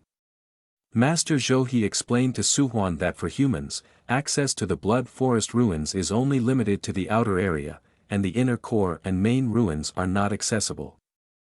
For an aspiring young guardian like him, it is definitely a treasure, but for experienced fighters, it is less attractive. Su-Huan showed his enthusiasm and determination. He was determined to fight for a place in the competition and return successfully. His ambition was ignited. Furthermore, he learned from his master that 4 other individuals would also participate in the competition. Master Zhou-He would introduce them to him tomorrow. Su-Huan then asked his master where exactly his training would take place. Master Zhou-He mentioned the Bear Forest, which surprised Su-Huan with this answer. In the southern part of the gathering point, beyond the southern defense line, in the endless wilderness, stretches the majestic gray bear forest, a mighty black forest of impressive size. The wind whistles through the trees, and the forest rustles. In this area, there is an impressive population of wild bears that can grow up to 4 meters tall and weigh several tons. Although they are not considered endangered species due to their natural inability to harness energy, occasionally, remarkably powerful evolutionary beings appear within the bear group, feared even by the mightiest rulers. Su-Huan asked his master if the Gray Bear Forest was truly an impassable area. He seemed somewhat panicked and fearful. However, Zhou was not worried and assured Su-Huan that he would understand everything once he entered the forest. Until then, he should take a few days to rest and recover from his journey and intense training. Before Su-Huan could raise any objections, Master Zhou and Lin Fu bid him farewell and left. Our protagonist then made his way home as well. The house was still very large and imposing. It looked truly beautiful from the outside, with many lovely windows in a rustic design. Simply a dream. Su-Huan sat at his table, with only 2 small gold coins rolling in front of him. Most of the 250,000 crowns in advance payment had already been spent, and it would be another week and a half until he received the next payment. To maintain the current growth pace, an adequate food supply was crucial. The shortage of food should not be underestimated. Su-Huan looked at his dragon, which was in the process of devouring another huge portion of food. It was not a sustainable solution to constantly rely on advancing money to be successful in the long term. It was now time to search for ways to generate financial resources. Su-Huan pondered and delved into the subject. In reality, as a beast tamer, there were indeed many different ways to earn money. Tamer of the healer class could use their skills to treat injuries and heal illnesses, thereby generating substantial income. On the other hand, tamer of the plant class could work in large plantations and receive lucrative rewards by increasing crop yields. Water tamers and electric tamers also had the option to join the resource department at the gathering point and benefit from the resources there. But with the support of the ancient dragon scripture, there could be even more efficient solutions. Su-Huan contemplated and pondered. Our protagonist immersed himself in darkness and entered the imposing hall of the trading market at the blacklight gathering point. People shouted everywhere, selling their goods. Disappointed and frustrated, our protagonist searched the trading market in the hope of finding a treasure from past dragon documents. However, after hours of rummaging, he had to realize that he had not discovered anything of value. A man standing behind a stall caught the attention of the crowd with a loud voice. It was an important announcement he had to make. He made it clear that they offered high prices for the purchase of valuable black spheroid fat. It was an opportunity not to be missed. Su-Huan became attentive and examined the matter closely. He tapped on the man's counter and asked him if what he had just heard was true and if they really bought this black spheroid fat. The man behind the counter looked up from his newspaper and confirmed that they would buy it at a high price.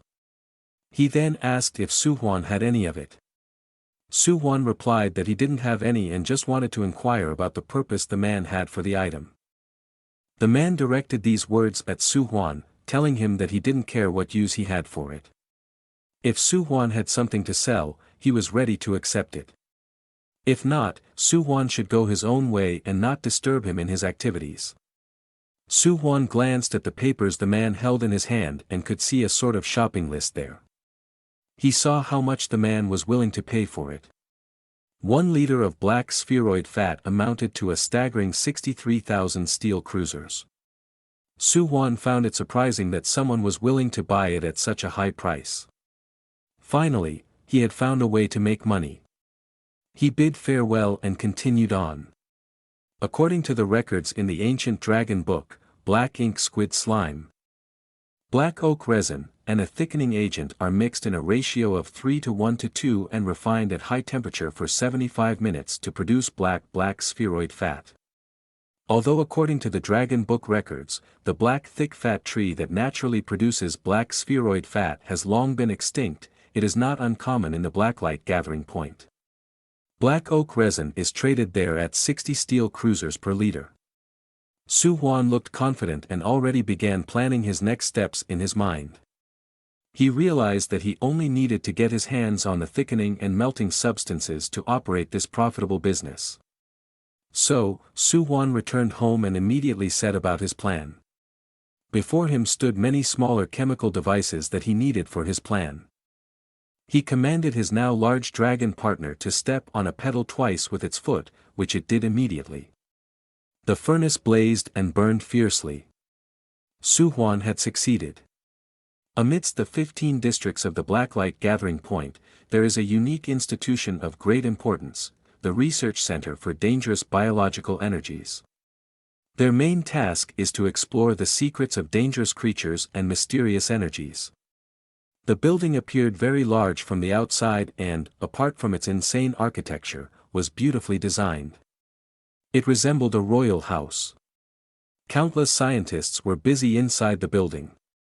The research center is under the jurisdiction of 3 research institutes and is likely the primary player in the mass acquisition of black spheroid fat.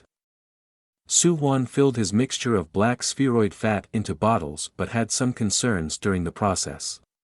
While reselling could bring in a considerable sum this time, there is a risk that the sudden influx of a large quantity of black fat would reveal the secrets of the ancient dragon book.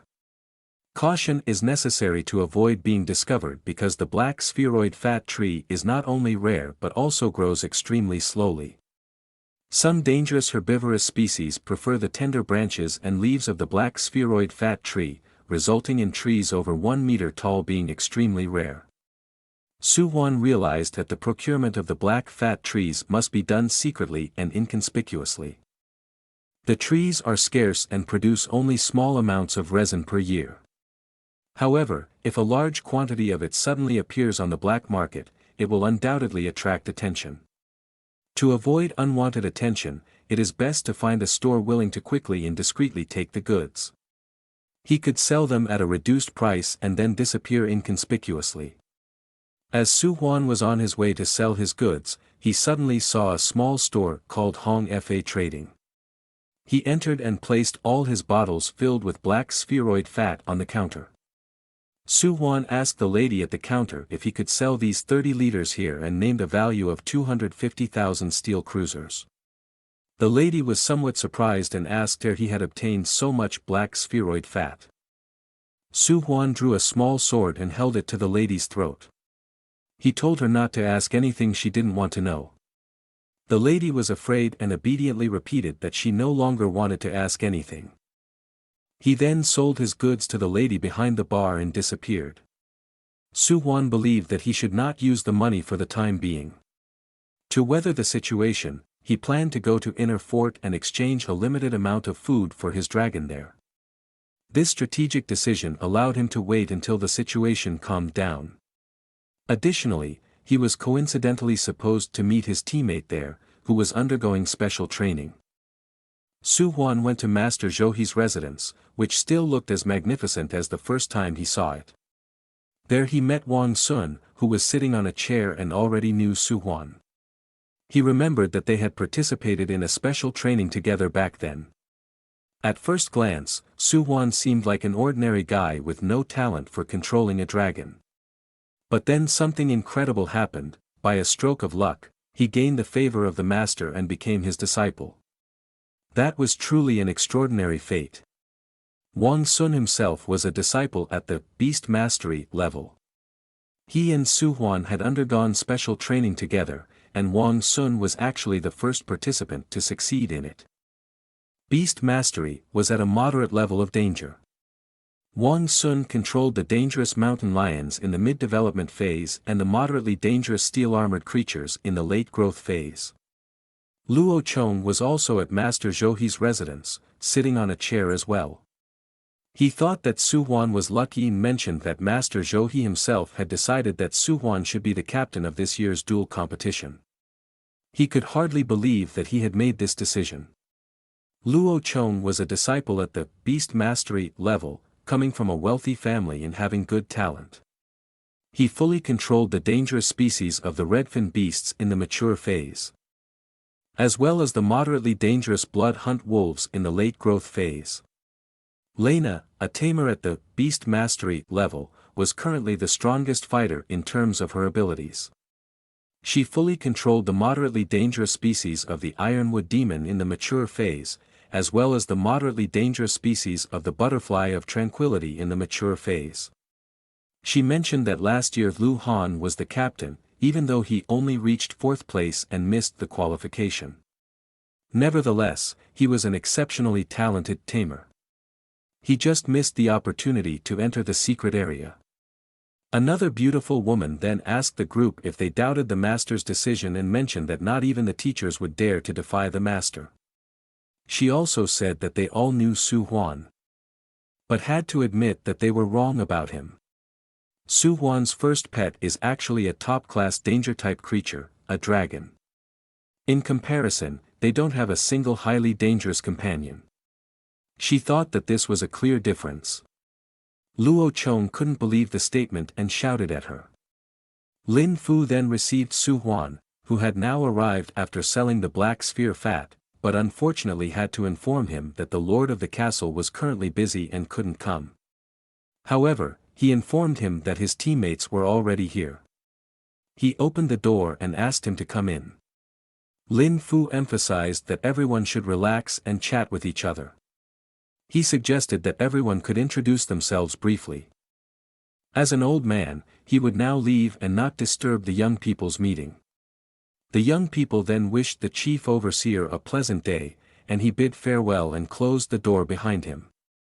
Wang Sun sat back on his chair and mockingly said to Su-Huan that the captain had finally arrived. Lena mentioned once again, in the presence of our protagonist, that he only controls a single pet. Su-Huan looked around the room and realized that there was a very bad atmosphere and the mood was not the best. The beautiful woman with lilac hair then questioned Su-Huan, who suddenly turned to her. She introduced herself as Lin Yusen, seemed nervous, and said her name was Lin Yusen. A few years ago, she became a tamer and is now officially recognized. She owns 2 pets, a highly dangerous flower spirit tiger and a fully grown moderately dangerous electric swallowtail. Su-Huan also introduced himself and mentioned that he officially became a tamer 2 months ago. His only pet is a dragon, a top-class danger type currently in the mid-development phase. Luo Chong suddenly stood up and expressed his admiration in a very condescending tone. He remarked that it was impressive that Su-Huan became an official tamer within just 2 months and his first pet was a dragon, and not just any dragon, but a top-class danger type. It was truly remarkable. However, Su-Huan was not fazed by such provocation and countered that Luo Chong was right and that he was definitely stronger than him. This made Luo Chong angry. He raised his hand and challenged Su-Huan, saying that he would like to see for himself if what Su-Huan claimed was true. He summoned his partner, a red-scaled creature resembling Groudon from Pokemon. As Groudon stood next to Luo Chong, emitting a red aura, Luo Chong arrogantly asked if Su-Huan was scared now and still believed he was stronger. Su-Huan and Lin Yusen remained calm at the other end of the room. Su-Huan pondered and had to admit that his dragon had no chance against Groudon. But with the help of the old dragon book, he should be able to compensate for this difference in the competition. Su-Huan bluffed and said that he had now examined his partner more closely and that he was indeed a very strong partner and not bad at all. However, he shrugged and also condescendingly remarked that his partner didn't seem to be at the level of a top-class danger type and wondered if Su-Huan didn't have a partner with that status. Lin Yusen started laughing, but Luo Chong didn't appreciate the remark. Lena interrupted their power struggle and stated that this meeting was arranged by Master Zhou He, and Luo Chong should consider the consequences. Su-Huan replied that they shouldn't worry and that Master Zhou He wouldn't punish them. They could freely summon their partners within the castle, but Su-Huan was unsure how the security forces would react. Luo Chong looked very unhappy but had to admit that Su-Huan was right. So he called back his partner Groudon. He threatened Su-Huan, saying that he better not encounter him at the tournament in a month because he would seek revenge for humiliating him in front of everyone here. Su-Huan replied that the idea of uniting as a team and fighting for glory in the Black Lantern Assembly didn't even exist for him. He turned away and didn't want to train with such teammates. He left and slammed the door behind him. Luo Chong couldn't believe how disrespectful Su-Huan was acting and loudly questioned what his intention was with that action. Wang Sun calmly spoke up, saying that he shouldn't worry, as there would be opportunities in the future to hold him accountable. Su-Huan climbed the narrow stairs and contemplated that according to Master Zhou He's instructions, they would have to go to the Bear Forest tomorrow. He sighed and wondered if his discontented teammates were a test imposed on him by Master Zhouhe. Su-Huan reached the end of the stairs and sat on the railing to continue pondering. He thought that once he successfully completed the special training in the Bear Forest, he would definitely be a recognized and honorable captain upon his return. After his thoughts calmed down a bit, he returned home. The sun was shining, and a few small white doves flew back and forth in front of his house. Shortly after, there was a knock on the door. It was a small group of soldiers, and their leader called for Su-Huan, mentioning that he was Zhang Cheng, the captain of the Black Lantern. He was responsible for Su-Huan's safety during the training in the Bear Forest. A voice from Su-Huan's house told the soldiers that they could come in. Zhang Cheng was about to open a map to inform Su-Huan about the meeting point in the Bear Forest. He pointed to a small settlement on the map and explained that their destination this time was a small settlement called Spiked Center, located on the edge of the Black Bear Forest. He further explained that the Spiked Center was only a little over 150 kilometers away in a straight line from the Black Lantern hideout. However, there was a repaired road only halfway between the two locations, which meant that the actual route was quite winding. Zhang Cheng also explained that, considering the possible dangers and uncontrollable factors along the way, it would probably take them 1 to 2 days to reach there. Su-Huan understood everything and took note of all the information. Zhang Cheng then asked if he had any further questions. Su-Huan declined and turned around, saying they could go. They drove through the jungle in a green SUV, and Su-Huan examined the map more closely during the ride. He noticed that the meeting point of the Black Lantern was located in the Grey Wasteland Plain, as well as the places Screw City and Grey Bear Forest. He also realized that this was an extremely vast area, dotted with dozens of large gathering places, as well as several medium and small assembly points. There were also numerous refugee camps in the wilderness. As night fell, they arrived at a base, and Zhang Cheng informed that they had arrived and he would go over for the handover. They would rest and recover here tonight. Su-Huan understood and thought it was a good plan. Outside the entrance of the castle gate, a soldier stood who identified himself as the deputy mayor of the Chanim city office and introduced himself as Andrew. He spoke to our group through a walkie-talkie. Zhang Cheng introduced himself and said he was the team leader of the 3rd unit of the 1st company of the Black Lantern. He also requested repairs and rest in the city. Andrew then requested an access code from our group. Zhang Cheng took out a small piece of paper and showed the code, after which the gate opened. The deputy mayor then welcomed our captain Zhang and thanked them for their efforts and the long journey. Zhang Cheng praised Andrew and said he looked good. This time, he brought an important guest and requested accommodation for them. Andrew invited our group inside and said it was no big deal and they should leave it to him. The whole base looked like a beautiful rustic castle. A box opened, and Zhang Cheng informed Su-Huan that all his animal control materials he had ordered were ready for him. He also assigned a soldier personally to Su-Huan and thanked him for his effort and good cooperation. Su-Huan raised his hand, and his finger glowed purple as he summoned his dragon partner. Suddenly, his half-grown dragon stood behind him, just as imposing and intimidating as the last time he summoned it. Su-Huan stroked his dragon's head and realized that it must be hungry. He told it to quickly have something to eat. Zhang Cheng and the other soldier, who was now directly under Su-Huan's command, were amazed as they saw his dragon in its full glory. They turned to the box they had just opened, wondering if the dragon could open all the food cans without any help. Once again, they were astonished as the dragon opened its mouth and emitted a kind of purple aura that levitated the cans into its mouth. In mid-air, the lids of the cans popped open, and the food flew into the dragon's mouth without the cans. Its eyes turned red, and it put even more energy into the battle of devouring all the food at once. When it had all the food in its mouth, it began to chew and gave the 2 soldiers a contemptuous look. The 2 soldiers looked at each other with astonished faces, wondering why it was looking at them so contemptuously.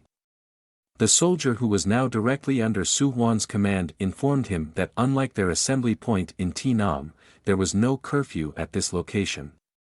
The nightlife here was quite rich, and some of his comrades stationed in Tinam were planning to go to the Tinam bar at the foot of the mountain and have fun. The soldier asked Su-Huan if he also wanted to be invited. However, Su-Huan said that they could go and have fun, but he wouldn't accompany them. If possible, they should arrange a guide for him as he would like to wander around the city. At that moment, there was a knock on the door, and a little girl entered with some food in a bag. She asked if he was looking for a guide. Su-Huan and his soldier turned hastily and surprised to her.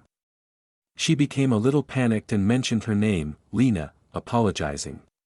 She hadn't intended to eavesdrop on Su-Huan and his group. But her grandfather, Andrew, had asked her to bring them a specialty from Tinam.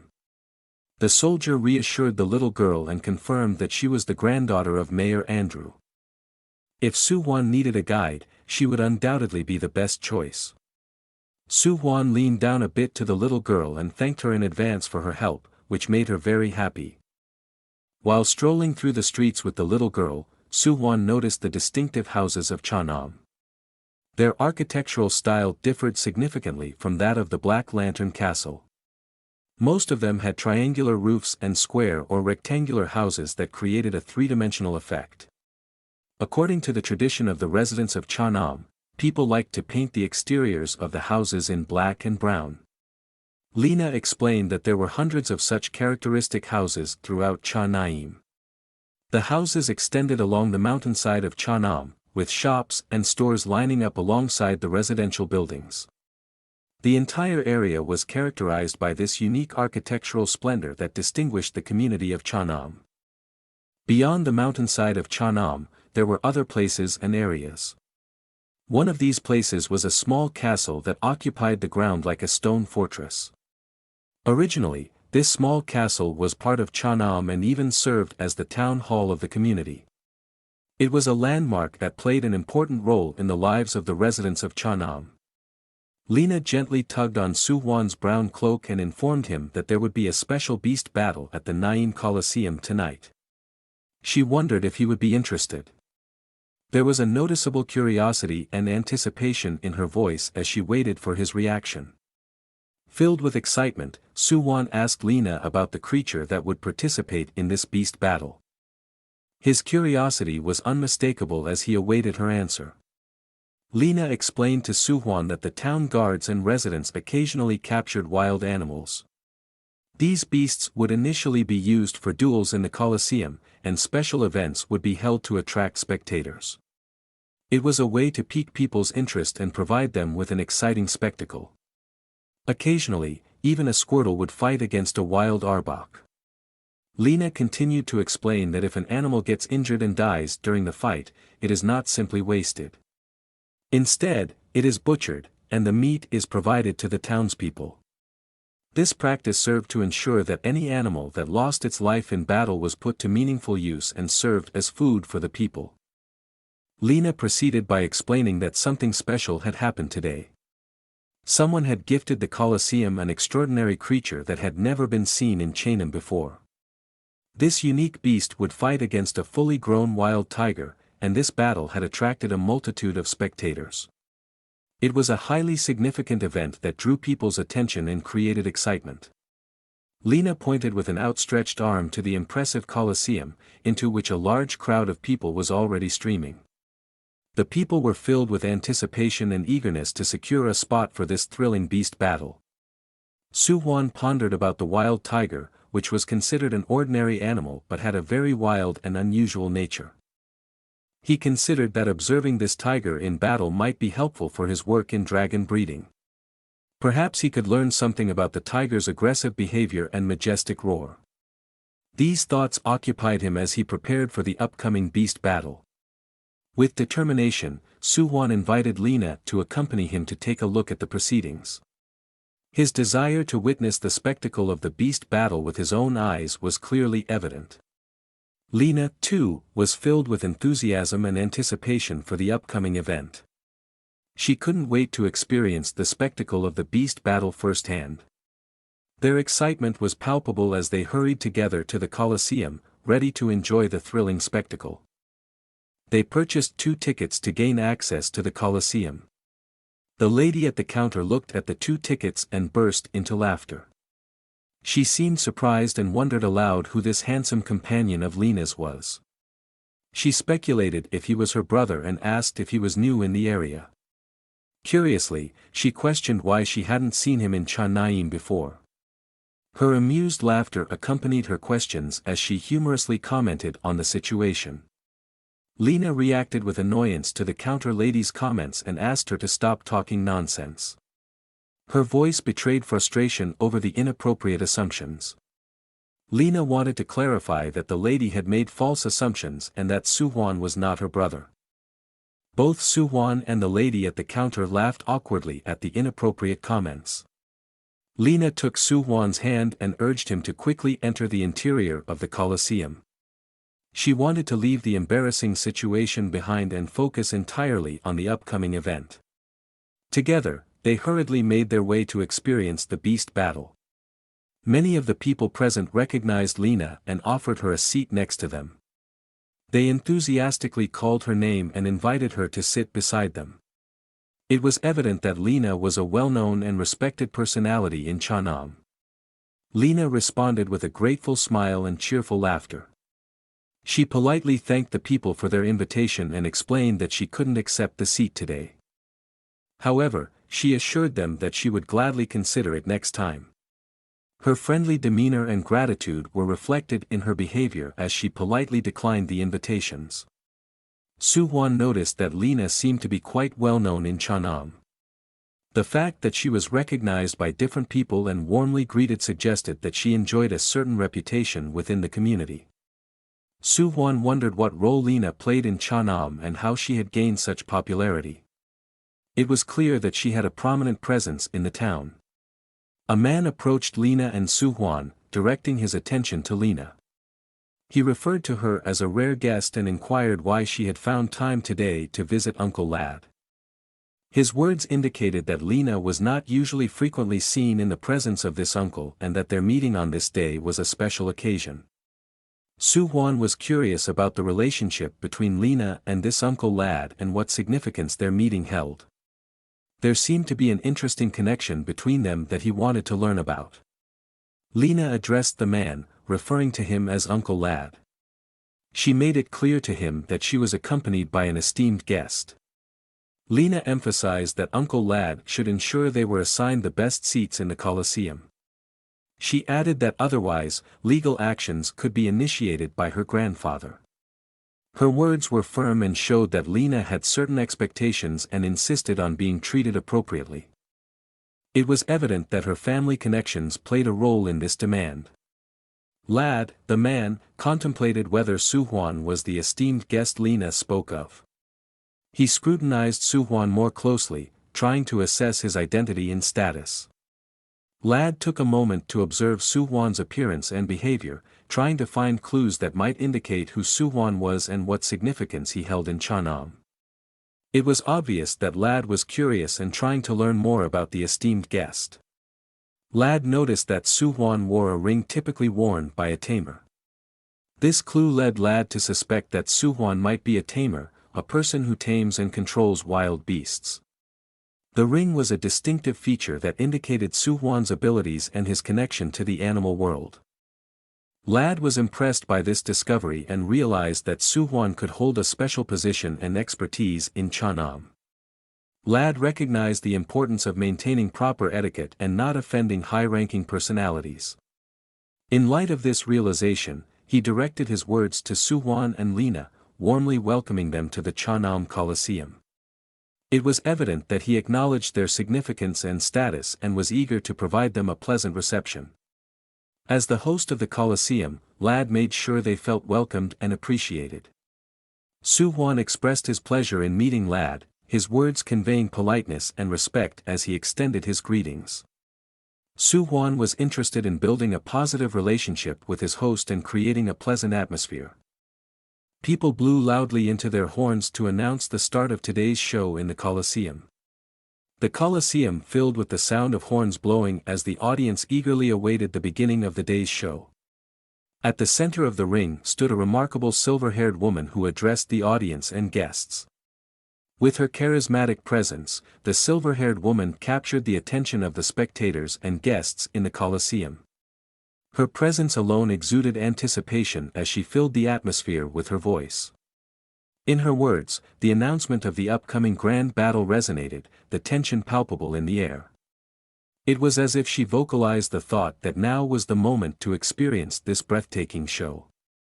The audience was invited to take their seats and witness the thrilling battles up close. Additionally, it was subtly mentioned that there was a chance to try one's luck by betting on the participants. Her words were accompanied by a storm of applause as the atmosphere in the Colosseum buzzed with excitement. The silver-haired woman's announcement captured the attention of everyone present and heightened the anticipation in the audience. A tremendous cheer filled the entire audience as the words of the silver-haired woman reverberated throughout the Colosseum. Enthusiastic shouts and applause echoed from all sides, reflecting the anticipation and excitement of the spectators. The sound of the jubilant crowd permeated the stands, creating a captivating atmosphere characterized by a shared enthusiasm. The roar of the audience echoed, as the anticipation for the upcoming battle continued to rise. The crowd was full of expectation and energy, ready to witness the gripping fights to come and cheer on the athletes. The jubilation acted as an echo of the excitement that filled the Colosseum, creating an electrifying atmosphere that spread throughout the venue. The audience's reaction was a clear indication that they were fully prepared to enjoy the show and support the athletes. The cheers lingered as the performance was about to begin, filling the Colosseum with anticipation and euphoria. With a voice vibrating with excitement and enthusiasm, the silver-haired woman revealed the eagerly awaited arrival of the next participant.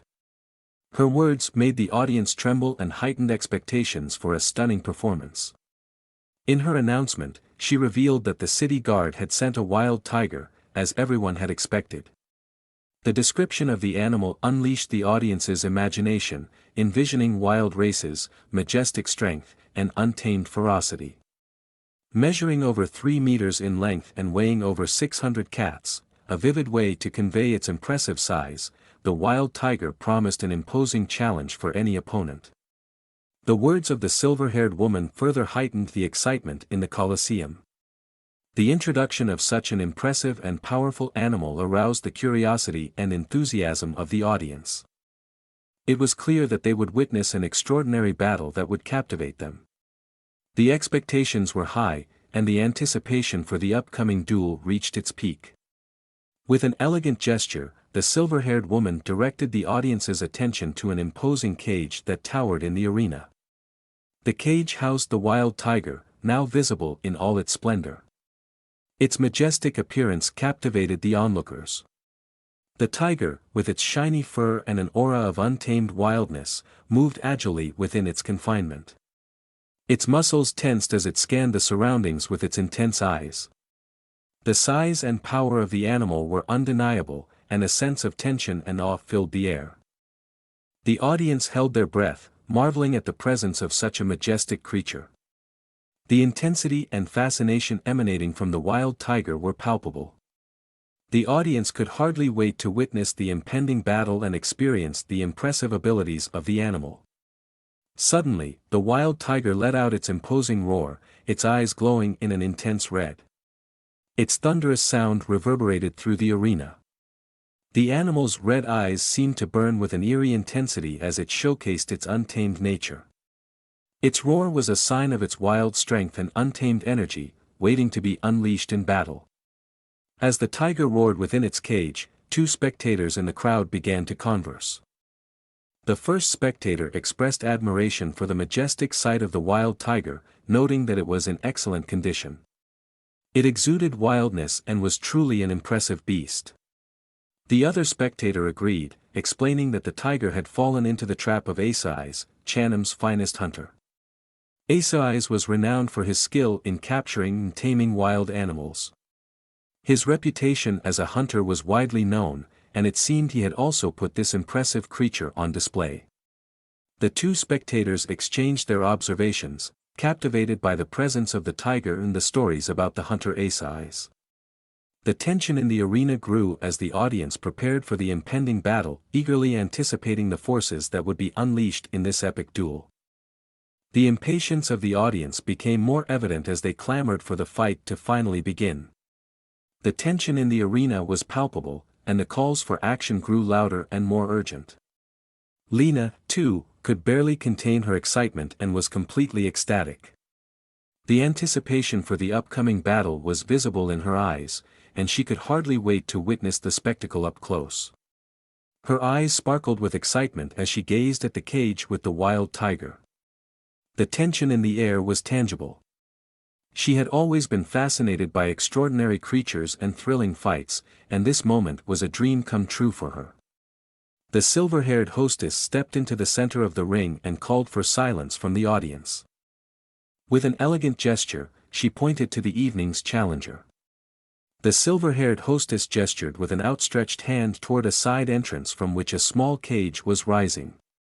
All eyes were eagerly fixed on the ascending cage. The silver-haired hostess regarded the rising cage with curiosity. She couldn't help but admit that she had never seen such a peculiar creature before. The expectations were high, and she fervently hoped that this randomly captured little creature would provide a pleasant surprise for the audience. The tension in the Colosseum reached its peak as everyone eagerly awaited the secret hidden within the cage. A guard took the small cage and tossed it forcefully into the ring. The cage landed with a dull thud on the ground. With a loud bang, the lid of the cage fell off, revealing a small yellow creature that curiously raised its head from the cage. The little fellow, resembling a mix of Psyduck and Pikachu, seemed somewhat dazed. Yellow stars circled around its head as it slowly regained composure. As the small yellow duck regained consciousness, it suddenly noticed the wild tiger approaching, hungry and threatening. Its eyes widened in fright, and it hastily tried to come up with an escape plan. The little yellow duck made a bold leap out of its cage, attempting to flee. Its behavior surprised the silver-haired woman, who wondered why the little being didn't attack. The audience watched intently as the unpredictable events unfolded. The little duck was panicking, tears welling up in its eyes as it desperately tried to climb the iron gate of the Colosseum. Its tiny claws grasped the metal bars as it struggled to find a way out. The crowd burst into laughter, amused by the unexpected escape attempt of the little duck. The unusual scene provided good entertainment and captured the attention of all the spectators. They were eager to see how the duck would continue its escape attempts and evade the wild tiger. The atmosphere in the Colosseum was filled with anticipation and tension as the little duck bravely attempted to climb the gate and escape its dangerous pursuer. Su-Huan was astonished by the appearance of the small duck. He had expected to see an imposing or dangerous creature, but instead, before him stood a tiny and cute creature. The stark contrast between the little duck and the wild tiger surprised him deeply. Meanwhile, Lena also laughed along with the other spectators at the unexpected escape attempts of the duck. The famished tiger roared loudly, focusing all its attention on the small yellow duck. With a swift leap, it tried to reach the duck, while the duck desperately searched for an exit. The little duck screamed in panic, and with astonishing agility, it skillfully dodged the tiger's attack.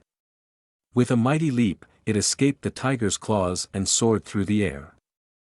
The duck's evasive maneuver seemed to further fuel the tiger's bloodlust. Angry and filled with aggression, the tiger roared even louder, its eyes glowing with fierce determination. It was now even more determined to hunt down the duck and secure its prey. Its powerful paws pounded on the ring's floor as it slowly approached the duck. Trembling with fear, the little duck lay completely defenseless at the other end of the arena.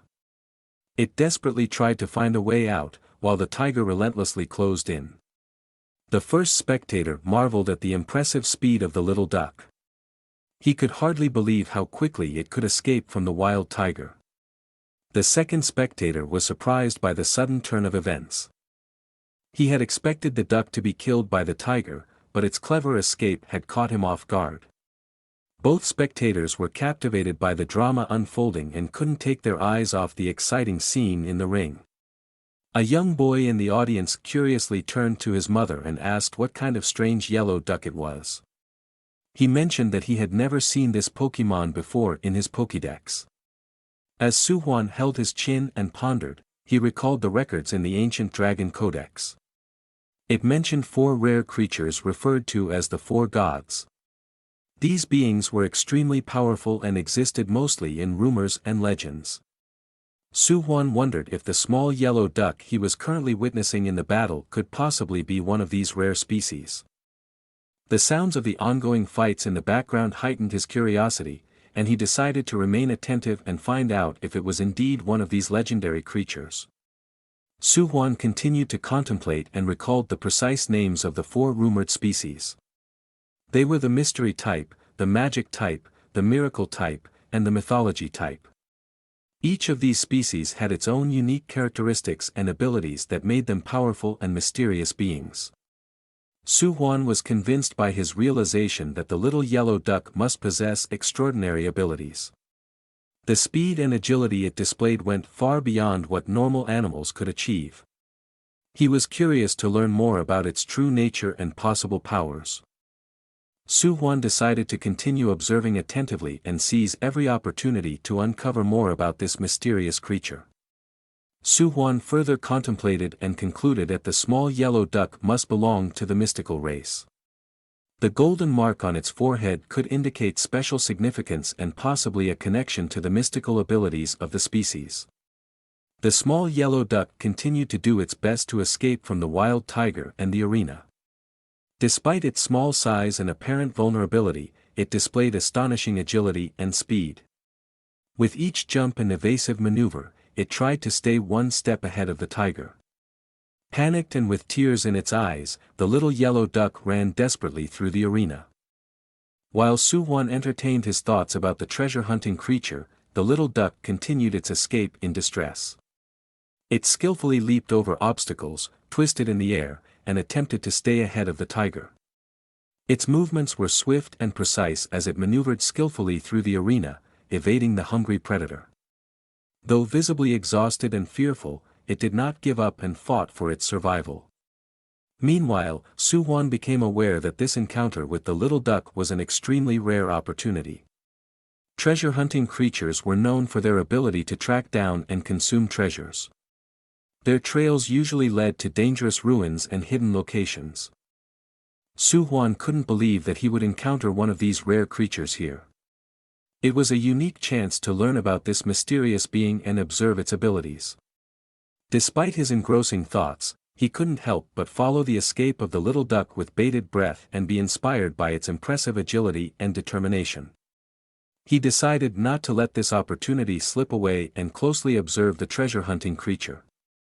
Su-Huan turned to Lina, who reacted with astonishment and looked at him. Su-Huan pointed at the small yellow duck and asked if it would be possible to acquire this extraordinary creature. His gaze was filled with interest and fascination as he eagerly awaited Lina's response. Lina explained to Su-Huan that the small creature had already been sold to Uncle Lad, the chief winemaker of the Chanam winery. Uncle Lad was the owner of the Chanam Coliseum and thus the owner of the animals that performed there. Su-Huan asked Lina if she would go with him to Uncle Lad. He hoped that together they could find a solution to acquire the small creature. Su-Huan and Lina entered Uncle Lad's office, where he explained to them that it was unfortunately not possible to fulfill their request. He explained that according to the Coliseum's rules, the fight couldn't be stopped unless one of the parties was injured, lost combat power, or even lost their life. Uncle Lad regretted that he couldn't fulfill their wish but emphasized the importance of adhering to the rules. Lina clutched Uncle Lad's arm and tried to persuade him with her sweet voice and childish appearance to make an exception. She pleaded with him to find a way to save the little treasure-hunting creature and provide it a safe home.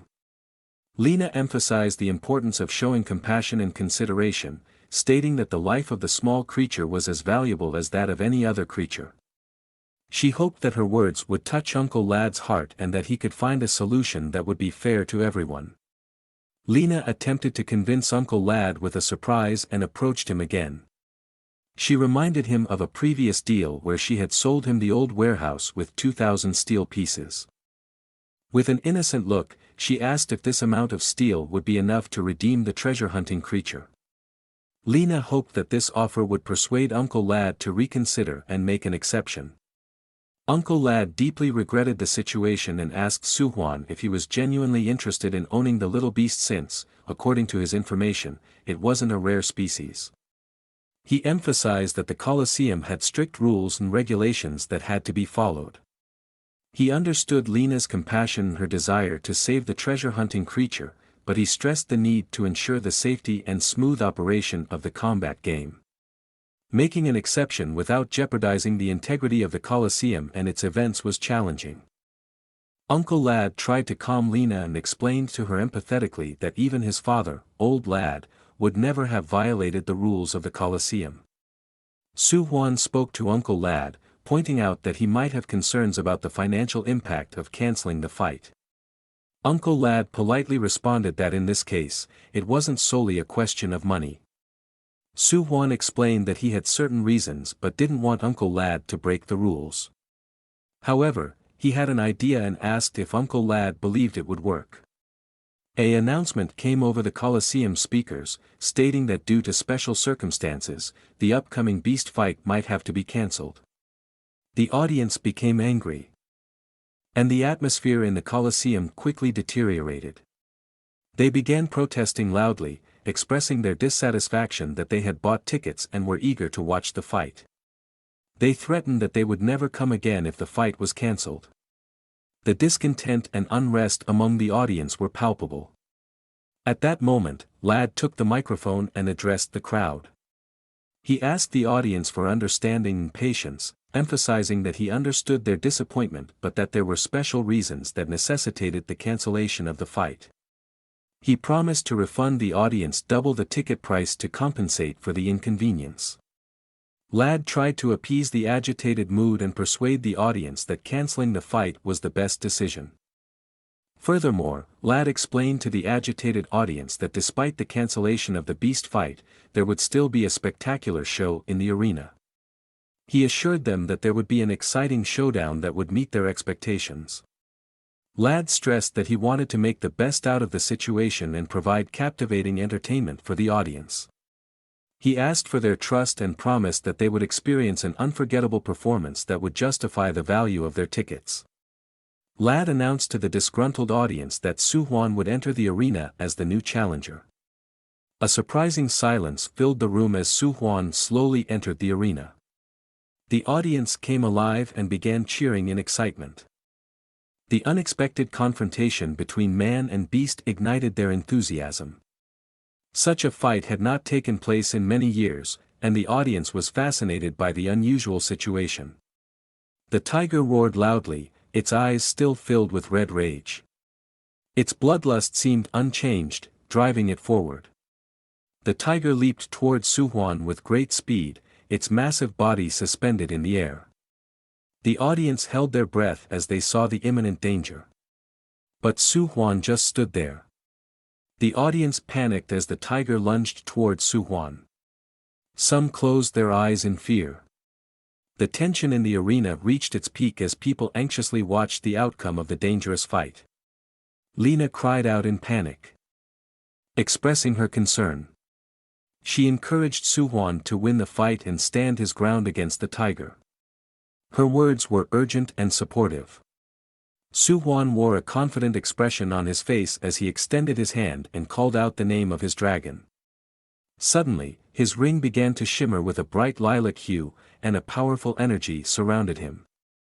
From Su-Huan's ring emerged a large, blue dragon. With a mighty beat of its wings and a loud roar, it confronted the attacking tiger, stopping it abruptly in its tracks. The tiger, its eyes no longer filled with red, trembled and slowly backed away. The presence of the mighty dragon deeply impressed him. Step by step, the tiger retreated, never taking its eyes off the dragon. The threat it had posed earlier seemed to have vanished, and it was forced to yield to the overwhelming presence of the dragon. The audience watched in awe as the unexpected encounter unfolded, amazed by the power of the dragon that subdued the wild tiger. The crowd cheered loudly, thrilled by the appearance of the mighty dragon and recognizing the tamer who controlled it. They were impressed by the rarity of this dangerous species and remembered that the last tamer had appeared in Cha-Naim 3 months ago. The audience was overwhelmed by the significance of this day and delighted by the exceptional performance of the tamer and his dragon. The atmosphere in Cha-Naim was filled with excitement and enthusiasm. Su-Huan turned towards the balcony where Lad and Lena stood, cheering with joy that he had survived the fight. With a broad grin, he raised his hand and gave them a thumbs up. His laughter reached them, expressing his satisfaction and the success of his plan. It was a moment of triumph and relief that he wanted to share with them. Uncle Lad was amazed that Su-Huan, despite his young age, was already able to tame such a dangerous creature. He was glad that they could resolve their matter so well and that Su-Huan was so cooperative.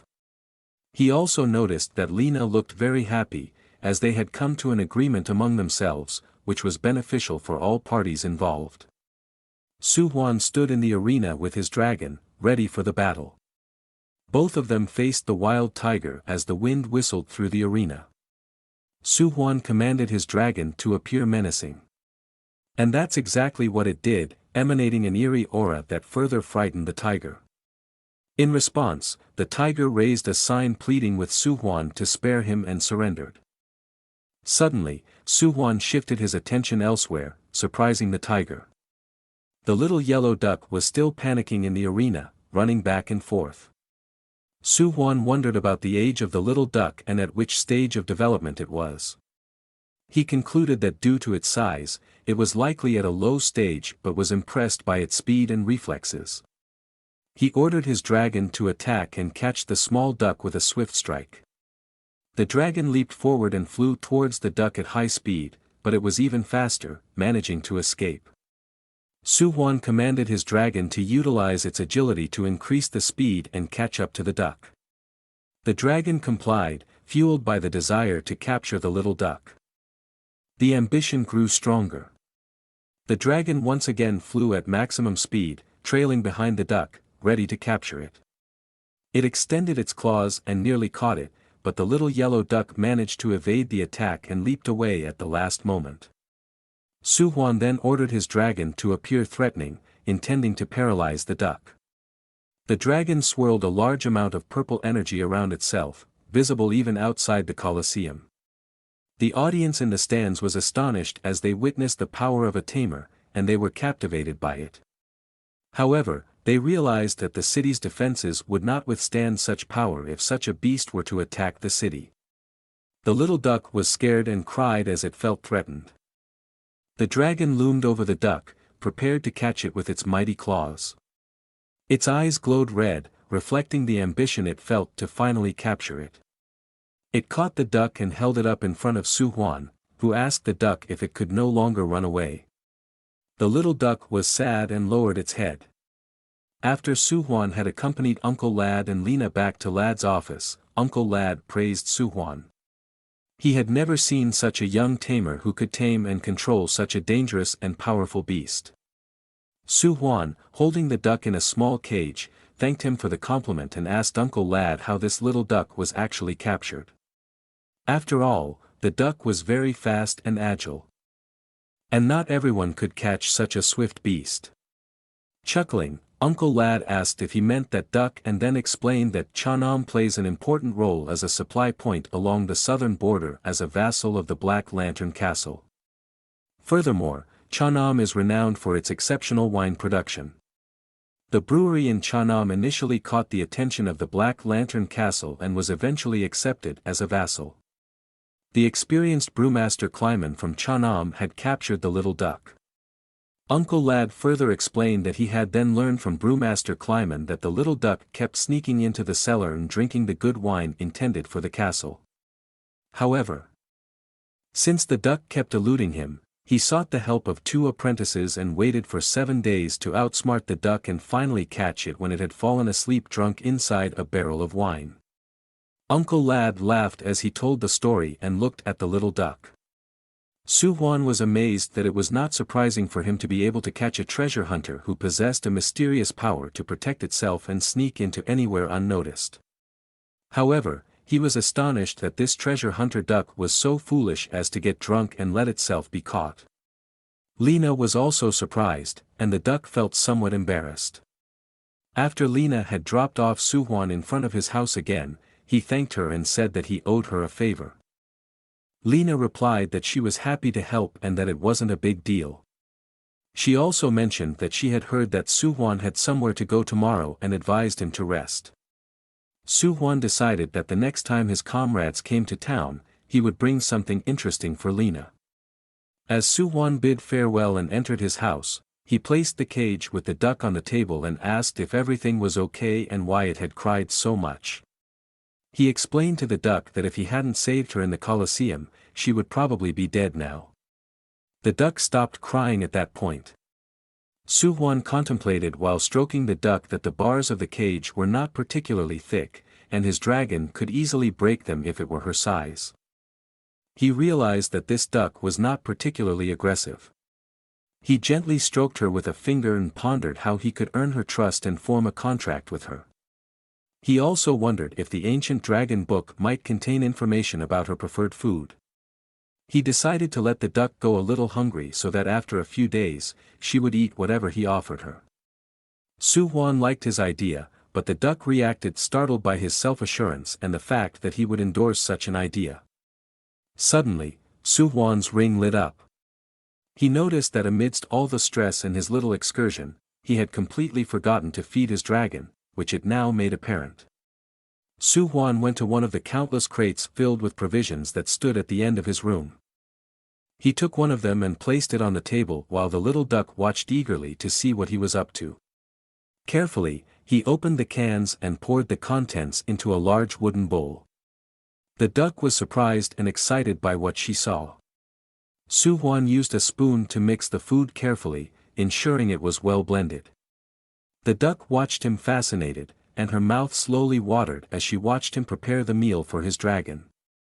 Su-Huan wiped the sweat off his forehead and decided to give his dragon 3 times the amount so that it would last until the next evening when they would reach the next stronghold. When the food was ready, the duck still looked at it fascinated. She was truly hungry. And drool was already dripping from her mouth due to her greed. Su-Huan raised his hand, and his ring glowed purple again, summoning his dragon to appear beside him. With enthusiasm, the dragon eagerly pounced on the delicious food, burying its head in the bowl to satisfy its hunger. The little duck shook the grid-like bars and also wanted something for itself. When she realized the food wasn't meant for her, the duck started crying and expressed her disappointment. Su-Huan noticed this and looked at his new little partner, who was dramatically acting in the cage. He asked the duck if she also wanted to eat, to which she nodded her head, indicating that she was hungry too. Su-Huan took a large spoonful of food from the wooden bowl and offered it to the little duck. He explained to her that she could also eat if she wanted to. After sniffing it initially, the duck greedily started eating and almost submerged her entire head into the bowl. While Su-Huan fed the little duck, his dragon was amazed that she received such treatment while he had never experienced such attention. Su-Huan was relieved that the small yellow treasure hunter duck unexpectedly ate the dragon's food, and he no longer had to let it starve to form a contract with her. When the duck finished her spoonful, she looked up at Su-Huan expectantly, indicating that she wanted more. Su-Huan asked her if she wanted more while he turned around and noticed that his dragon had already finished everything. It seemed like the dragon was afraid to share its food further with the little duck. Su-Huan addressed the issue and told his dragon that he should share in the future. The dragon didn't seem particularly pleased and held up a small sign asking if Su-Huan had just said something. Su-Huan playfully tapped his dragon's forehead with the spoon and explained that he was now a big brother and should behave accordingly. He also suggested that they should have a nice dinner together as a trio that evening. The next morning, Lena stood on the city wall and waved goodbye to Su-Huan and his companions. They were already on their way to the next station in a dark green SUV. This station was a medium-sized meeting point compared to Chanam and thus much larger.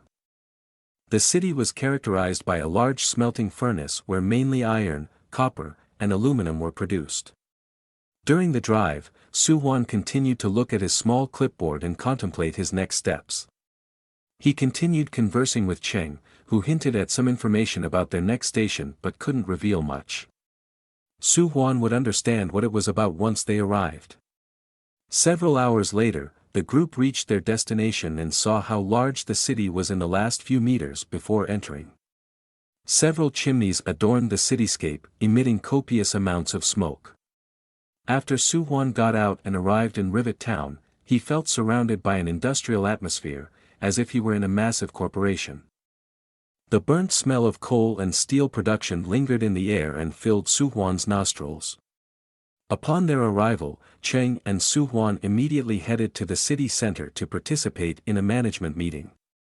It was there that Su-Huan also realized the information Cheng didn't want to disclose during the drive.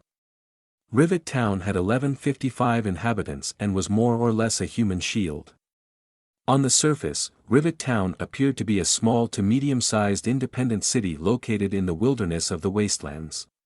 In reality, it was a vassal of the Black Lantern and an important production site for metal and crops.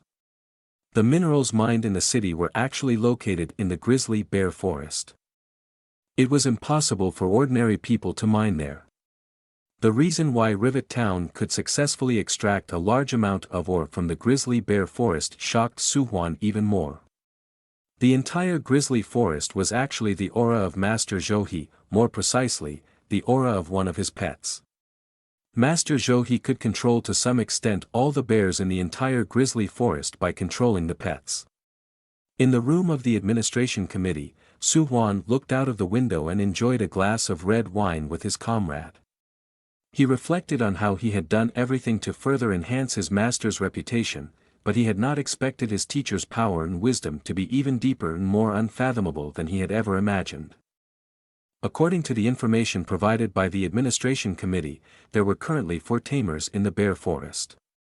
Among them was He Deng, an experienced professional and the strongest of them. But the others were also very strong, above average. Later, when Su-Huan was back in his room, his dragon was sleeping on the floor behind him, and he was interacting with the small, cute yellow duck that he now let out of its cage without worry. For a tamer, his beast partner was much more than just a source of income and a status symbol.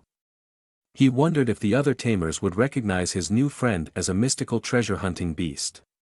Su-Huan then asked the little duck if she wanted to be his partner. To which she looked slightly puzzled. He told her to forget the question and instead eat something, promising to come back to the question later. At the mention of food, his dragon woke up and raised its head, startling Su-Huan and causing him to turn around. Both the dragon and the duck were then treated to a hearty meal that could be heard outside. After Su-Huan learned that there were 4 other extremely powerful tamers in the bear forest, he changed his plans and decided to stay in the city for 3 more days. The reason for the delay was simple: he wanted to find a way to bond with his Niffler and establish a connection with it so that he could keep it along with his dragon in his ring. But this endeavor was not as easy as he imagined. Every time Su-Huan attempted to bond with his Niffler, that connection would subconsciously break and the Niffler would reject him. Even after Su-Huan searched through the old dragon book for a solution or a clue, he found nothing in that regard. Therefore, he decided to try an unusually foolish idea. Since the Niffler was a treasure-seeking creature, he wanted to take it along to find a treasure. But that, too, was not as simple as it sounded. Su-Huan was somewhat confused. He yelled at the little Niffler and asked where the treasure was. He also asked why it chased after everything, like butterflies, female dogs, and other animals, and whether it was going through an infantile phase because of that. The little Niffler looked ashamed and glanced away. Su-Huan then gave the Niffler a stern look and said that he must have been mistaken, and that the Niffler wasn't such a great legendary creature after all, but rather a trash creature that he could feed to his dragon. The little Niffler was frightened and squealed. With sweet concentration, the little yellow niffler emitted a yellow aura. It pointed into the air, and Su-Huan had hoped that it had found something valuable. However, when he turned around, all he saw was a bar, and he felt quite embarrassed.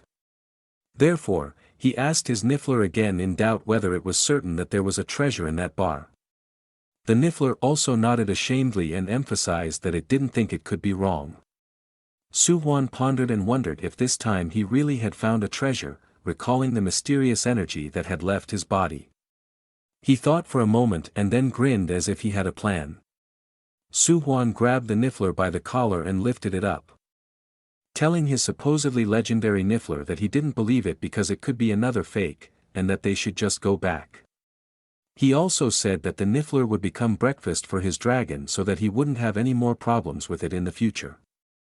Panicked, the niffler stuck to its statement and continued wagging one of its paws toward the bar where the treasure was supposed to be. Therefore, Su-Huan asked it again if it was sure and if it really believed there was a treasure in the bar.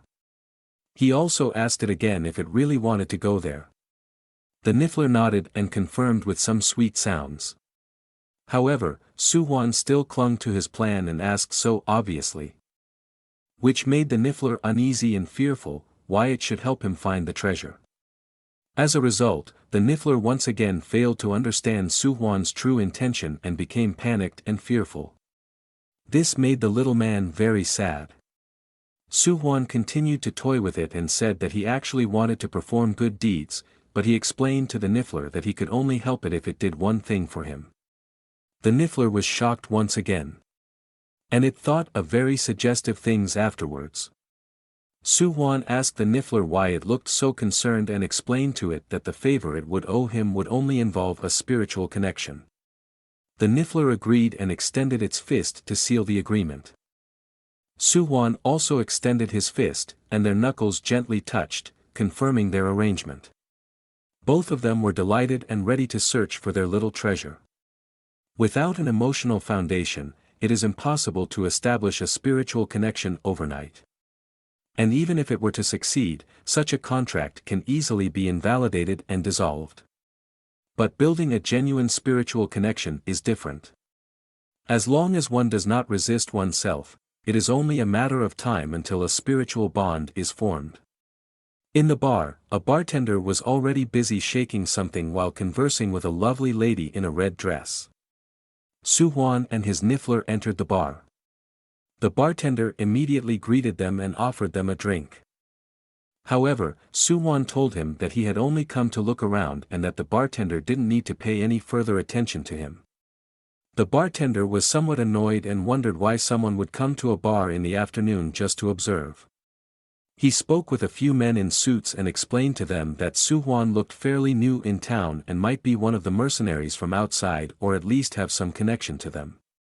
For now, they should remain calm and observe what he was up to. The niffler pointed to an old ball, prompting Su-Huan to ask if it was really certain that this object was the one they were seeking. He asked if it was truly a treasure-seeking creature or more of a garbage-seeking creature, which irritated the niffler a bit. Suddenly, the ball changed its shape and turned into a toilet. Su-Huan immediately noticed this and was shocked when he realized that this stone was indeed a transmutation color stone, as described in the old dragon book. The journey of taming beasts and transforming them into dragons was full of hardships, and the demand for evolution materials was very high. The transmutation color stone is the primary material needed for such a transformation into a dragon. Su-Huan would have never thought that he would stumble upon such a rare item in a place like this. With tears of joy, he caressed his partner and secretly expected nothing less from such a mysterious existence. Suddenly, the bartender approached Su-Huan angrily for no apparent reason. He asked why he was standing there and whether he was a customer or had come to cause trouble. Su-Huan was surprised but then turned around and asked if he could buy the stone, inquiring about the price. The bartender was also somewhat puzzled as Su-Huan asked if he could buy the stone. He wondered why this stone, specifically. His boss had found it in the wilderness of the ruins while searching for great beasts. Nevertheless, apart from the deformations he assumed, it appeared completely useless in his eyes and rather to be considered a landscape stone that one would place as decoration somewhere.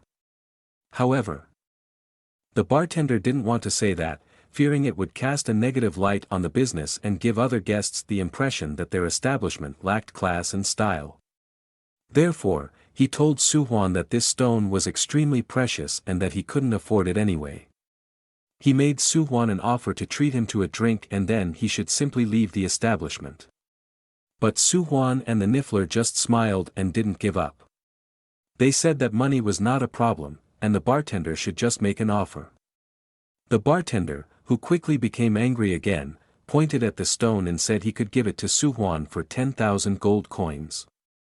Su-Huan took out a few gold coins, flicked them onto the table, and said that the deal was done then. The bartender had to swallow hard as he saw that Su-Huan was simply willing to pay the requested price. After the bartender went back to his friends in suits, Su-Huan followed him and approached them while they whispered. He raised his hand and said that he would immediately pay them the money, but they would have to take the stone directly to the administrative building. As he raised his hand and said this, the bartender recognized Su-Huan's signet ring. Quickly, he and his friends threw themselves to the ground, bowing and apologizing for not recognizing him immediately. Additionally, they agreed to deliver the stone and corrected the price to 1 gold coin. Su-Huan told him that he had exaggerated his role as a bartender and that it wasn't his job to control the bar as he saw fit. That was the task of other people, but he would overlook it this time. The bartender and his friends understood this and promised never to act as if they owned the bar again or treat guests based on their appearance. After that, Su-Huan left the bar and closed the door behind him. There are two situations that can occur when a tamer wants to tame a beast. The first is that the tamer is so strong that they can simply overpower the beast. The second possibility is that the beast voluntarily submits and wants to be tamed on its own. Su-Huan realized that the Niffler he had found belonged more to the second type. He and his little sweet duck were very happy when they had the stone at home. However, to achieve his goal of taming the Niffler in just 3 days, he had to go on a treasure hunt throughout the city and solve a lot of puzzles related to the treasures. Nevertheless, he wanted to make the Niffler happy during their treasure hunt and bought him loads of delicious food. Even in the evenings, Su-Huan tried to strengthen his connection with the Niffler and even played the role of a loving mother by reading him a few bedtime stories. He told the creature about delicious meals and many stories where they would explore secret places and ruins together, finding piles of gold and jewels so that the treasures would accumulate. Afterward, the little sweet Niffler was so excited that he saw Su-Huan as an angel and desperately wanted to accompany him on his adventures to eat lots of delicious things together and find plenty of gold and treasures. But that wasn't all Su-Huan did to make the little Niffler more dependent on him. He also often went to the training grounds in the backyard of the administrative building with his beasts. Su-Huan wanted to further train the speed of his little yellow friend. So, they trained together every day with his dragon, focusing on speed. In the training, his dragon chased the little Niffler. With red eyes and full concentration, the dragon chased the fearful, panicked little duck, desperately trying to escape. But the dragon raced at insane speed behind the Niffler. However, all of it was in vain as the dragon was too fast and had superior training time. It didn't take long before the dragon caught the little duck. And after the dragon had pushed the little duck so hard during the training, Su-Huan appeared as her savior and redeemer, stopping the dragon to save the little Niffler. He stood in front of his dragon, raised his hand up, and spoke like a last-second savior, saying, "Stop." Naturally, this confused the dragon since it had only scared the little Niffler so much based on Su-Huan's instructions. Su-Huan commanded his dragon to release the little duck and simultaneously asked why he would always bully her and why he couldn't be gentler with her. The dragon became more and more confused, secretly wondering if it wasn't just a few minutes ago that Su-Huan had forced him to be so rough and aggressive. But Su-Huan's plan worked. By rescuing the Niffler from the dragon, the little creature's trust and gratitude towards Su-Huan continued to grow. Crying, the little sweet yellow niffler jumped into Su-Huan's arms and even called him Mama. Su-Huan comforted him and lovingly told him not to cry, expressing his admiration for him. The dragon, on the other hand, was somewhat skeptical, but Su-Huan's plan to gain trust worked perfectly. After 3 days of training and treasure hunting, Su-Huan then set off to the bear forest. It was beautiful weather. And as always, he was traveling in an olive green SUV. They drove along a narrow road into a fir forest.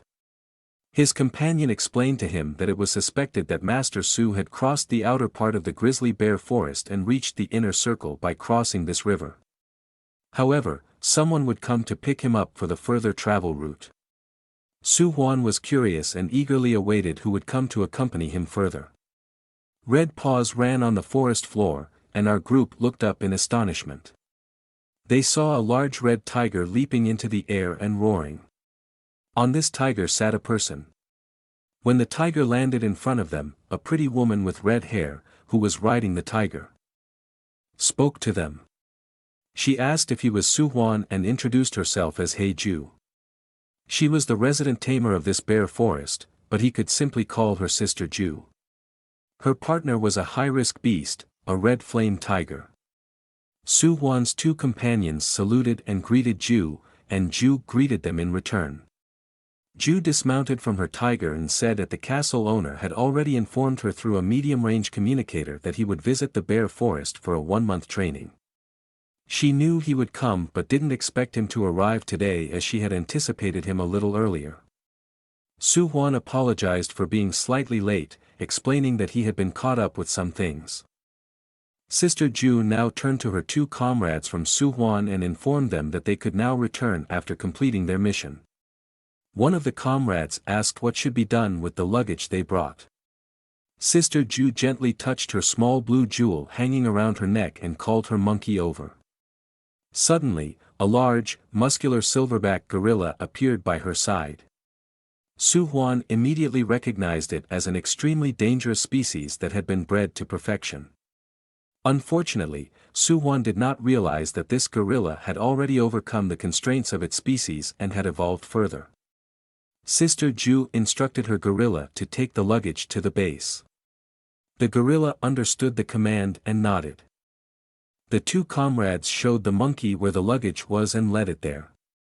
Sister Ju explained that there was still a short distance to be covered to reach the base and suggested to Su-Huan that he could ride on her tiger so they could go there together and he wouldn't have to walk. However, Su-Huan said it was not necessary as he would use his own dragon for the journey.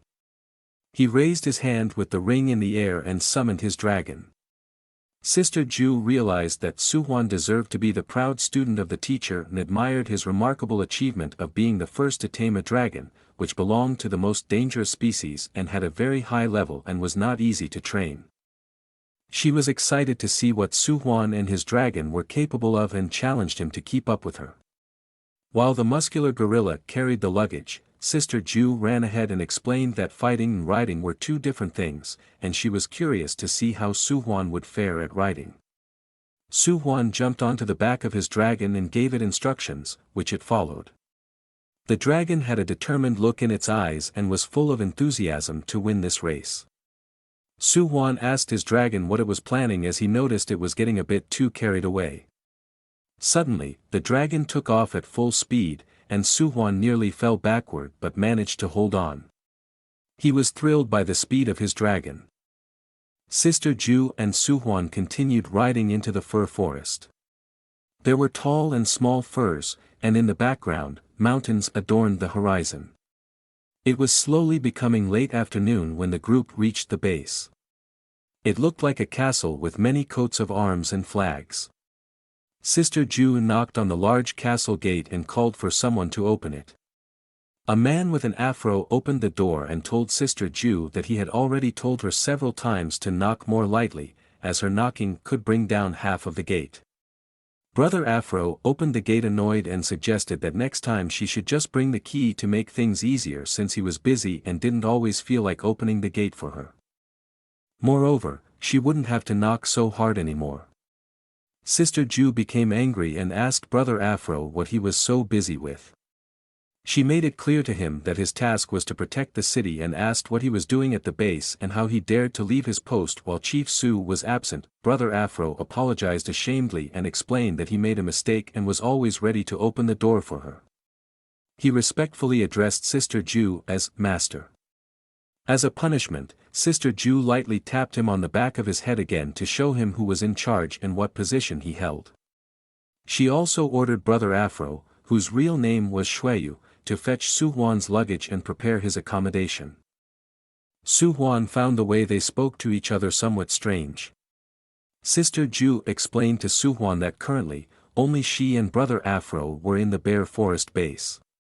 Sister Ju further explained that originally there were several sergeants stationed at the base who performed various tasks. Unfortunately, the sergeants couldn't withstand the harsh environment and intense sun in the Bear Forest, and they requested transfers one after another. They had to transfer the remaining housework to their companions. Sister Ju also mentioned that the director of the base, Mr. Su-Lo, had set out a few days ago to track down a dangerous creature in the forest. She further explained that another trainer was supposed to be here to pick up Su-Huan and accompany him for a special training to become the chief. However, since Su-Huan had a few days' delay, the trainer went alone to train.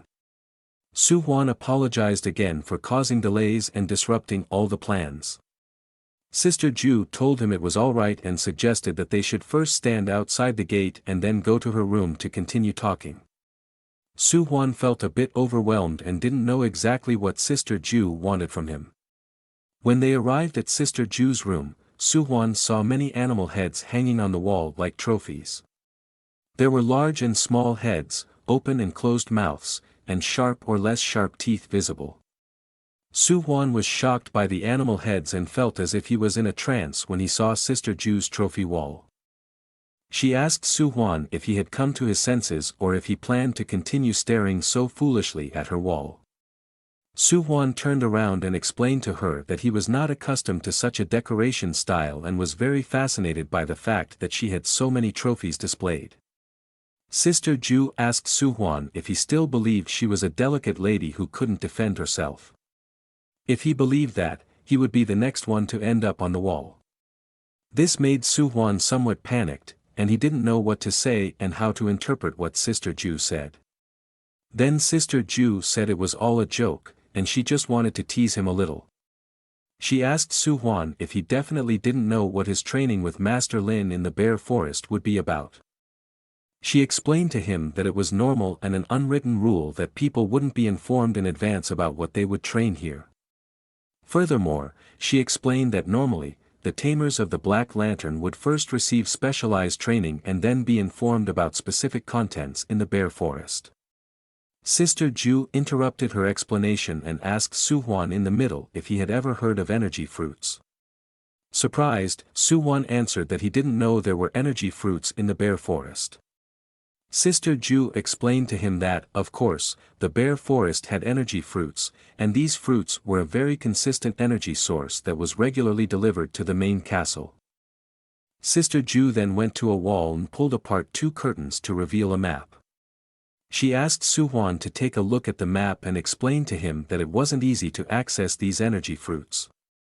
She pointed to a small location on the map and explained that the energy fruits of this forest were also called bear fruits and grew on the bear fruit trees.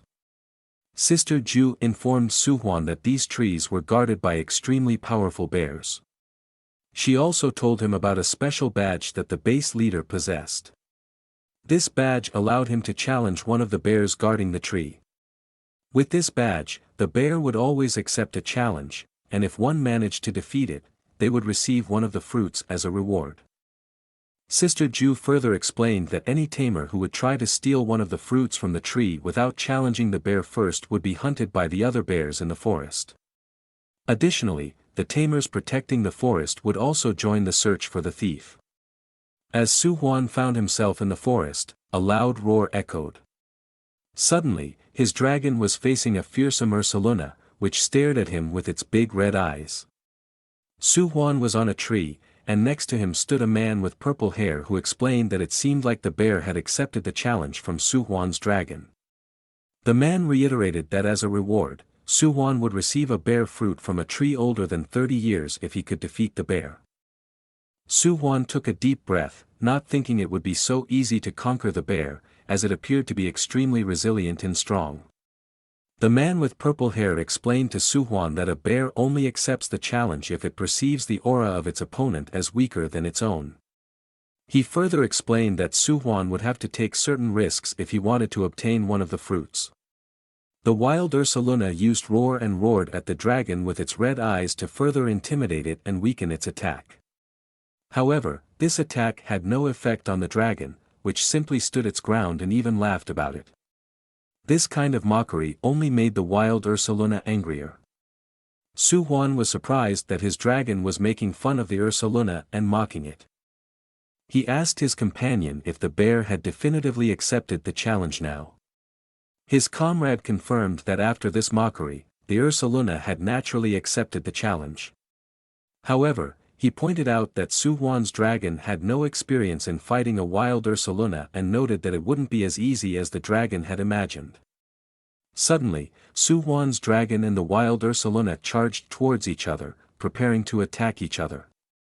As the dragon rushed towards the wild Ursaluna, it used threat, but even this seemed to have no effect.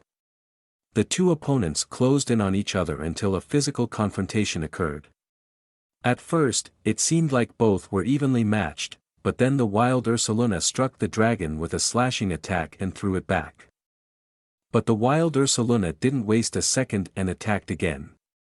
Su-Huan's comrade noticed that things didn't look good for the dragon and was about to intervene when Su-Huan told him to wait a little longer, as he had full confidence in his dragon and believed that it could handle it on its own. Su-Huan believed that his dragon at least deserved a second chance. In response, his dragon became angry and once again confronted the Ursaluna. The wild Ursaluna stood before the dragon once more, launching another roar to disable it with another slashing attack. However, the dragon managed to escape. The dragon then surrounded one of its claws with a purple aura and soared high into the air. The wild Ursaluna observed the dragon, which then used Dark Claw and attacked the Ursaluna, inflicting damage. Traces of the attack and the dragon's claws were visible on the shoulder of the Ursaluna. Su-Huan's comrade was amazed that the dragon had made a comeback and executed a combo of Quick Attack and Dark Claw. However, he recognized that such an attack combination was rare and wouldn't be enough to penetrate the defense of the wild Ursaluna. The dragon needed to become stronger if it wanted to obtain the reward in the form of the terrifying fruit. Su-Huan had to admit that the defense of the wild Ursaluna was indeed very high, and it would be challenging to break through it. His comrade explained to him that the exaggerated defense of Ursaluna resulted from regularly consuming the fruits. He said that in the case of victory, the values of the dragon would also increase. Su-Huan cheered on his dragon and jokingly called it a little lizard, which surprised the dragon and momentarily threw it off balance. In that moment of distraction, Ursaluna used recovery and healed the wound inflicted by the dragon. But just as quickly as the dragon was distracted, it was back in the fight and used Shadow Ball, hitting Ursaluna at point-blank range and pushing it back. The attack stirred up dust and pushed Ursaluna back. As the dust settled, the wild Ursaluna stood seemingly unharmed among the trees. It grabbed a dead tree trunk and lifted it over its head, throwing one tree trunk after another at the dragon. The dragon was initially taken aback but skillfully dodged the tree trunks. However, suddenly, the dragon realized that it was a trap. The wild Ursaluna had intentionally thrown the trees in a way that cut off the dragon's escape route. The dragon looked back and already knew that it was in a bad position. The wild Ursaluna stood up, grew larger, and roared once again with its blood-red eyes in front of the dragon, which was trapped in a dead end. Su-Huan's comrade explained that Ursaluna used the move growth to naturally increase its size. It had initially made itself slightly smaller to deceive its opponent and only grew larger in specific situations. Panicked, he explained to Su-Huan that not every Ursaluna possessed this ability, only the strongest specimens did. After using this ability, the Ursaluna's attack would greatly increase, as would its defense. He also told Su-Huan that his dragon hadn't been able to defeat Ursaluna before and now had even less chance. He said it was time to abandon the challenge to spare the dragon. However, Su-Huan explained that he hadn't received a distress signal from his partner yet and therefore didn't want to give up. He trusted his dragon. The dragon looked around anxiously, searching for an escape route, while the shadow of the Ursaluna continued to spread, darkening the surroundings. The wild Ursaluna once again used Slasher. This time with increased strength. However, the dragon was focused again and surrounded itself with a purple aura. It managed to dodge the intensified attack from Ursaluna and gained some distance by flying further. Yet, Su-Huan's comrade still wasn't convinced by the dragon's performance and realized that the dragon's speed wouldn't be sufficient to shake off Ursaluna. Ursaluna chased after the dragon with quick attack and didn't let its prey escape. The dragon looked back and had an idea and a plan. It tapped its tail on the ground a few times to further provoke Ursaluna and charge at it. At the same time, it prepared an attack and used Stone Edge. The stone flew backward towards Ursaluna, hit it, and threw it off balance. Ursaluna fell and began to roll away. It rolled faster and faster. The dragon could hardly believe that its plan had worked, and a grin appeared on its face. As Ursaluna lay defeated on the ground before it, the dragon started laughing and rejoiced over the vanquished opponent. Su-Huan's comrade also burst into laughter and couldn't believe how easily and in such a foolish way Ursaluna had been defeated. Su-Huan was also delighted and said it was just luck but still enjoyed his dragon's victory. His comrade floated in the air while Su-Huan hung from a branch. His comrade told him that he had forgotten that Su-Huan currently didn't have enough energy to float in the air himself. So, he put 2 fingers in his mouth and let out a loud whistle through the forest to call his companion, a blood-tailed eagle. The eagle grabbed Su-Huan by the shoulders and gently transported him to the ground. His comrade also had to acknowledge that Su-Huan deserved to be called the pride of Master Zhou, and after today's battle with Ursaluna, there was no doubt about it. He also raised his hand and had a ring where he could keep his beasts. The ring began to glow green, and his comrade summoned a Rosalia, a small plant-like creature. This species could heal other beasts and rooted itself in the ground to absorb nutrients. His comrade explained to Su-Huan that after mastering the challenge and defeating an Ursaluna, it was customary to heal it, as otherwise, more Ursalunas would come and attack. Rosalia immediately set to work and healed Ursaluna with its abilities. Su-Huan agreed that he was right and it should be common practice to heal Ursaluna, and he thanked his companions for taking care of this task for him. His comrade said it was nothing and that he was happy to do it. Ursaluna slowly opened its eyes, and the first thing it saw was the laughter of the dragon and Rosalia, who couldn't believe how easily Ursaluna had been defeated. In response, Ursaluna became angry and began to roar again. However, Su-Huan's comrade stopped Ursaluna and explained that the challenge was over and if it fought again, it would have to give up another fruit. This surprised Ursaluna, and it turned around and walked away annoyed. Su-Huan was puzzled and asked why Ursaluna was leaving so easily. His comrade told him to come along and he would understand. So, our group followed the wild Ursaluna through the forest until they arrived at a bush full of fruits. Ursaluna went to the bush and took one of the fruits in its jaws to drop it on the ground. The fruit was naturally covered in saliva. Su-Huan's dragon looked disgusted at the fruit on the ground, while Ursaluna laughed triumphantly, obviously doing it on purpose to get back at the dragon for its defeat. Nevertheless, the dragon didn't want to miss the chance to have the delicious fruit that would make it stronger and still picked it up. While his dragon enjoyed carrying the fruit, Su-Huan's comrade explained to him that Sister Ju had already told him that in many areas where Ursaluna resided, bushes grew that housed the fruits. Su-Huan's dragon then spat the fruit into his hand, and he remarked that he had imagined it to be a bit larger. Su-Huan asked his comrade how to properly use this fruit now, to which he explained that one could simply eat it. He also explained to Su-Huan that once the fruit was harvested, it started to break down the nutrients it contained, and for the best effect, it should be eaten directly as there was no way to preserve it. Su-Huan turned to his dragon and told it to quickly eat the fruit. However, his dragon wasn't quite thrilled with the slobbered fruit and couldn't help but recall how the wild Ursaluna had spat it out, leaving plenty of saliva stuck to it. Su-Huan couldn't understand why the dragon refused to eat the fruit and offered it to him again, almost forcing it upon him. Still, the dragon didn't want to eat it and kept turning its head away from the fruit. Feeling frustrated and on the verge of tears, Su-Huan realized that it wouldn't make sense to keep trying and that he needed to rinse the fruit with some water first. He asked his trainer if he happened to have some water with him. The trainer sarcastically replied that he shouldn't even consider cutting the fruit into small pieces to feed it to his dragon, making it more pleasant for him. He teased Su-Huan about his dragon's stubbornness. Su-Huan rinsed off the saliva sticking to the fruit under a small stream of water and then threw it to his dragon, telling him to eat it now. And the dragon did so immediately, catching the fruit mid-air with its mouth and devouring it. The trainer told him to get ready because once his dragon digested the fruit, it would start absorbing the fruit's power. Then, he suggested they continue their journey before wasting their valuable energy there. Su-Huan was a bit confused and didn't know what his trainer meant by "get ready."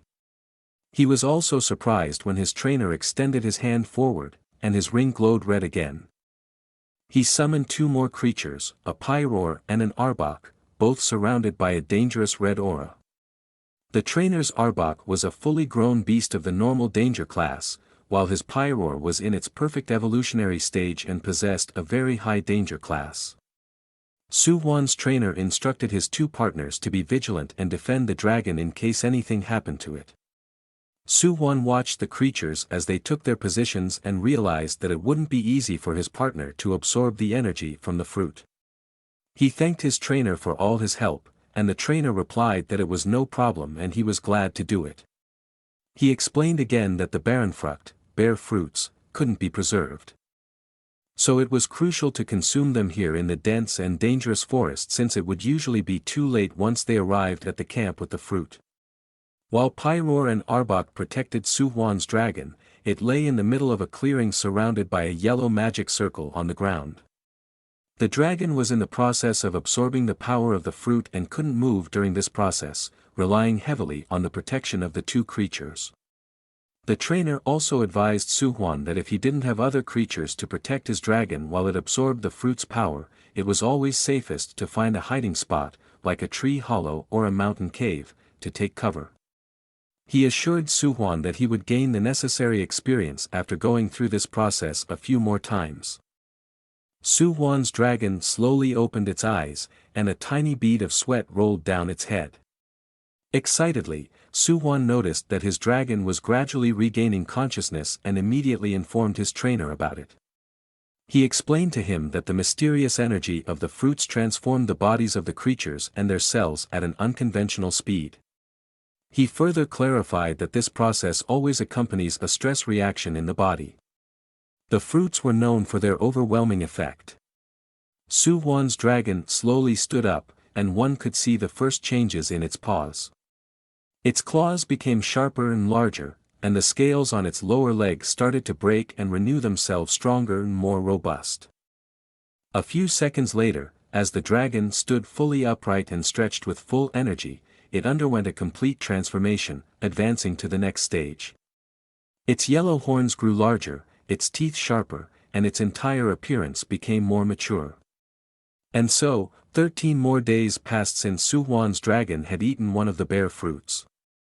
The forest still looked beautifully green, the weather remained excellent, and birds flew back and forth, chirping happily through the woods. During these 13 days, Su-Huan's dragon grew at an incredibly rapid pace, reaching the limit of its current growth phase. The dragon's strength, stamina, and physical appearance were not weaker than at the end of the next growth phase. They might even surpass it. Since his dragon first entered the bare forest, it had already consumed 8 to 9 bare fruits. It seemed like Su-Huan's dragon had a talent for provoking the bears, making them want to fight with him. The success in these challenges surprised and embarrassed Su-Huan's trainer, Lin Jun. In the last 13 days, Su-Huan and his dragon had fought against a guardian of the bear fruits 20 times, with a success rate of 50%. Apart from the lucky encounter with the first wild Ursaluna, which the dragon had won with much luck, the reason for the high success rate was that the real hero creature, the treasure-seeking beast, had requested the battles. That was also the reason why Su-Huan's trainer had only obtained one bear fruit in the past 10 days. While Su-Huan managed to collect 8 pieces successfully. This was a secret that his trainer should not discover at the moment. Su-Huan sat on his dragon, which wanted to communicate something and roared loudly to get his attention. He realized that his dragon was trying to tell him that it had been able to sense the bears since the first day. His dragon nodded, confirming that it had correctly understood and interpreted its roaring. Then they set off to find out why they suddenly could sense the bears again. Slowly and cautiously, without being detected, Su-Huan moved a few leaves aside and tried to catch a glimpse of what was happening on the other side of the bush. Together with his dragon, which was not well hidden behind the bush and could easily be spotted, they observed the fight between the wild Ursaluna and a Lycanroc. The Lycanroc was in the process of biting the Ursaluna in the back and gaining the upper hand in the battle. Su-Huan and his dragon watched the fight intently and realized that the Lycanroc belonged to a medium danger class. Moreover, Su-Huan knew that this type of creature usually appeared in dark caves and mines, not in the bear forest they were currently in. Thus, he concluded that this creature must be a tamed one. Su-Huan then noticed a man who extended his hand and also wore a ring that glowed red, just like his trainer's ring. He heard him saying that a regular Lycanroc wouldn't be enough, as he had initially thought, to defeat the Ursaluna. Therefore, he wanted to send a stronger Lycanroc into the battle, which, unlike its predecessor, not only had a simple armor but wore a heavy armor around its body. The unknown man in black clothing commanded his beast to kill the wild Ursaluna without mercy. Su-Huan knew that a heavy armor Lycanroc was the evolution of the regular Lycanroc and that it was a creature that had no significant weaknesses and belonged to a strong beast of the special danger class. This class was comparable to a weak beast that belonged to the highest danger class. Furthermore, he recognized that the heavy armor Lycanroc was stronger than Sister Ju's flame tiger. As Su-Huan could catch a slightly closer look, he also realized that this heavy armor Lycanroc was perfectly trained, cared for, and nourished. The heavy armor Lycanroc then charged and completely knocked away the wild Ursaluna with a powerful body check, hitting it with full effectiveness, causing it to fall into a small lake. Su-Huan and his dragon were astonished that it was defeated so easily and were almost unable to stop marveling at it. He recalled something Brother Huang had told him. He explained that the Black Lantern had been active in the wilderness for hundreds of years, and during the city's development process, conflicts naturally arose with other hostile groups that were not pleased with the city's formation. This hostile group was said to be full of benders who used and controlled armored and heavily armored Lycanrocs as their main beasts. Su-Huan also knew that this organization controlled a habitat where one could encounter such armored wolves, just as the Black Lantern controlled the habitat of the bears. However, the wolves' habitat was by no means as vast as the bear forest. Su-Huan pondered why they would appear in the bear forest and realized that there could only be one reason for them to venture here: the energy fruits. However, he questioned how they would manage to preserve them successfully. He knew that even the Black Lantern had difficulties preserving the fruits and hadn't even succeeded in developing a method to make them last for a longer time successfully. The man in black disguise approached the tree where the coveted fruits hung. He wore a black mask and took out a small syringe, which he then inserted directly into one of the fruits, injecting an unknown orange liquid. Su-Huan observed the spectacle curiously when he and his dragon suddenly spotted a flying beast above them and reflexively shouted that it was a creature whose task was to monitor and control the surroundings. The masked man had just finished injecting his unknown liquid into the fruits when he noticed the sudden cries of Su-Huan and his dragon. He quickly stashed his syringe into one of the pockets on his belt and cursed that he never thought a rat would be hiding here. He told his heavily armored Lycanroc to check what was going on and jumped onto it, then together with his partner, he made his way through the forest to find out who was making such a commotion. A few minutes later, the two of them had caught up with Su-Huan and his dragon, who were currently fleeing at full speed. While they were on the run, Su-Huan had to contemplate the fact that this tamer was capable of taming a heavily armored Lycanroc belonging to a special danger class and entering the bear forest while concealing his identity. Su-Huan concluded that his opponent must be a formidable adversary, and escaping from him wouldn't be easy. Su-Huan realized his situation and reached into his pocket to pull out a small mobile communication device. He tried to call for help quickly, stating that it was an emergency and that he had discovered a poacher. He asked for assistance and urged them to hurry. Unfortunately, he found that his small communication device had no battery left, leaving him feeling somewhat desperate. Su-Huan continued trying to flee. He knew it was his fault for staying in the forest for too long and being too careless due to the protection he enjoyed while on the master's business. Although things looked dire at the moment, he was determined to convey the information he had gathered and escape unharmed. Su-Huan continued flying with his dragon and summoned his little treasure-seeking beast from the ring, which appeared on his shoulder with a golden aura. Despite flying at full speed, his masked pursuer managed to keep up and was still hot on their heels with his heavily armored wolf. The heavily armored wolf looked truly aggressive with its red eyes and sharp teeth. Its claws were pointed and powerful. The masked man commanded his Lycanroc to use Axelrock to catch the rat spying on them and kill both her and her beast. The heavily armored Lycanroc stopped briefly and gathered itself for a moment, only to then use Axelrock as ordered by its master, increasing its speed even further, and catching up to Su-Huan and his dragon at an incredible pace. Su-Huan and his partner noticed this and turned around. Su-Huan also commanded his dragon to use Axelrock and run in a direction with many trees. Su-Huan's dragon was eager, standing up, roaring loudly, spreading its wings, and getting ready to follow Su-Huan's commands. Su-Huan's dragon also increased its speed and ran as fast as it could through a narrow, small forest down a mountain.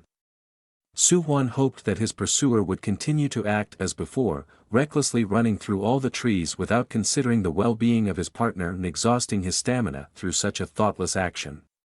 Additionally, Su-Huan's plan was to make as much noise as possible to attract his trainer, Brother Lin Zhen. While Su-Huan's dragon gracefully danced through the trees, avoiding them to maintain its speed, the heavily armored wolf of Su-Huan's pursuer smashed or broke through the trees one after another. The masked man also realized that Su-Huan was getting faster and about to escape. He raised his hand in the air and summoned another one of his beasts, which appeared from his blue glowing ring. His newly summoned beast was a light-type creature of the tier class, also belonging to a special danger class, a light tiger. Its fur was blue-white, and its appearance suggested that this beast was extremely fast. The masked man jumped from his heavily armored wolf onto his tiger and commanded it to chase after Su-Huan and his dragon as well. Together with his heavily armored wolf, they set off to catch Su-Huan, and their distance became increasingly smaller. When the opportunity presented itself, the masked man's tiger used the attack, Thunder Claw, leaping behind Su-Huan and covering one of its claws with electricity, attempting to attack him. Su-Huan turned around and realized the dire situation he was in. However, he and his dragon narrowly managed to dodge the tiger's attack and fly high into the air. Unfortunately, despite their evasion, the attack still grazed Su-Huan's dragon, leaving a wound. As Su-Huan's treasure-seeking beast on his shoulder showed fear, Su-Huan also recognized the formidable nature of the beast he was facing. He touched his dragon's wound and realized that things couldn't continue this way, as they would keep getting injured even if they weren't captured. Suddenly, Su-Huan had an idea. He commanded his small treasure-seeking beast to take them to the nearest leader territory of the Ursaluna. The treasure-seeking beast immediately set to work and focused. After gathering its senses for a few seconds, it pointed in a direction, giving Su-Huan hope that he could find help there to defeat his pursuer. He quickly changed direction and followed the instructions of the treasure-seeking beast. While the small yellow treasure-seeking beast had trouble holding on at this speed, Su-Huan commanded his dragon to not only run but, if possible, use rock slide and fire it backward to slow down the pursuers. His dragon understood the command, roared with determination, and slammed its tail on the ground to use rock slide. Several sharp stones rose from the ground and flew toward the pursuer. The pursuer commanded his heavily armored wolf to simply destroy the rock slides and run through them with its iron head attack. He reached out his hand, ordering his partner with the glowing red ring to follow his command, and it broke through all the rock slides with its iron head attack. Thus, Su-Huan's pursuer could continue the pursuit without significant delay and without unnecessarily increasing their distance. His pursuer said that Su-Huan shouldn't think he could escape, which Su-Huan heard and turned to face him. The pursuer had to take a short pause with his tiger as he realized that Su-Huan had indeed escaped. And he couldn't see him anymore. The masked man commanded his tiger to track him down again.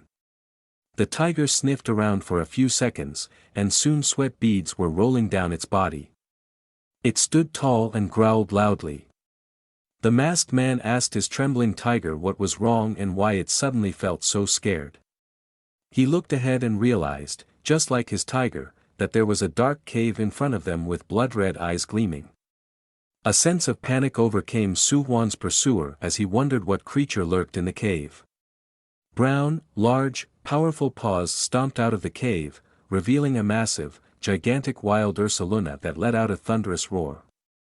The masked man recognized that it was an Ursaluna of the leader level. And his panic increased as the situation didn't look favorable for him. Quickly, he commanded his fearful, panicked tiger to flee while the wild leader-level Ursaluna already began to attack them. Meanwhile, Su-Huan and his dragon had distanced themselves from the scene and had created a small gap between them and their pursuers. However, they could still hear the cries of their pursuers as they encountered the leader-level Ursaluna. Su-Huan knew that a leader-level Ursaluna could call a group of other bears to attack poachers if they didn't possess a token from his master. Even if these poachers were strong, it would be practically impossible for them to face the entire bear forest as opponents. Su-Huan commanded his dragon to return to the base and inform Senior Shuiyu about what had happened in the bear forest before it was too late and more fruits were stolen from the forest. His dragon used quick attack once again and quickly made its way back to the base to carry out Su-Huan's plan. While they were already on their way, Su-Huan noticed something flying towards them and just in time, he told his dragon to dodge the attack. The dragon barely managed to avoid the attack, which flew over them and landed on a tree branch. As Su-Huan and his dragon stood on the branch and looked down, they realized that their pursuer had somehow caught up with them and attacked them from ambush. The masked pursuer said it was a shame that they had so much luck to evade the surprise attack. Su-Huan looked exhausted, sweat running down his face, and he was surprised that they managed to catch up with them so quickly. The masked man explained that his light tiger had the mean look, which meant that no one could escape them. Even if they managed to fly several miles away, his tiger would always know exactly where they were. Su-Huan was surprised that his tiger had a tracking move. His pursuer praised Su-Huan for the relatively clever strategy he developed under the current circumstances and found his plan to lead him to a leader-level Ursaluna to be good so that it could take care of him. However, he pointed out that a tamer of his caliber could easily shake off such an Ursaluna. He, his tiger, and his heavily armored wolf stood under the tree where Su-Huan and his tiger were, surrounding them. The pursuer told Su-Huan that he was not like him, who only had a simple, weak dragon. Then, he ordered his tiger to attack and kill Su-Huan. Suddenly, the tiger stopped in the air and didn't quite know what it was seeing. The form of Su-Huan's dragon changed slightly and became larger and more mature before him.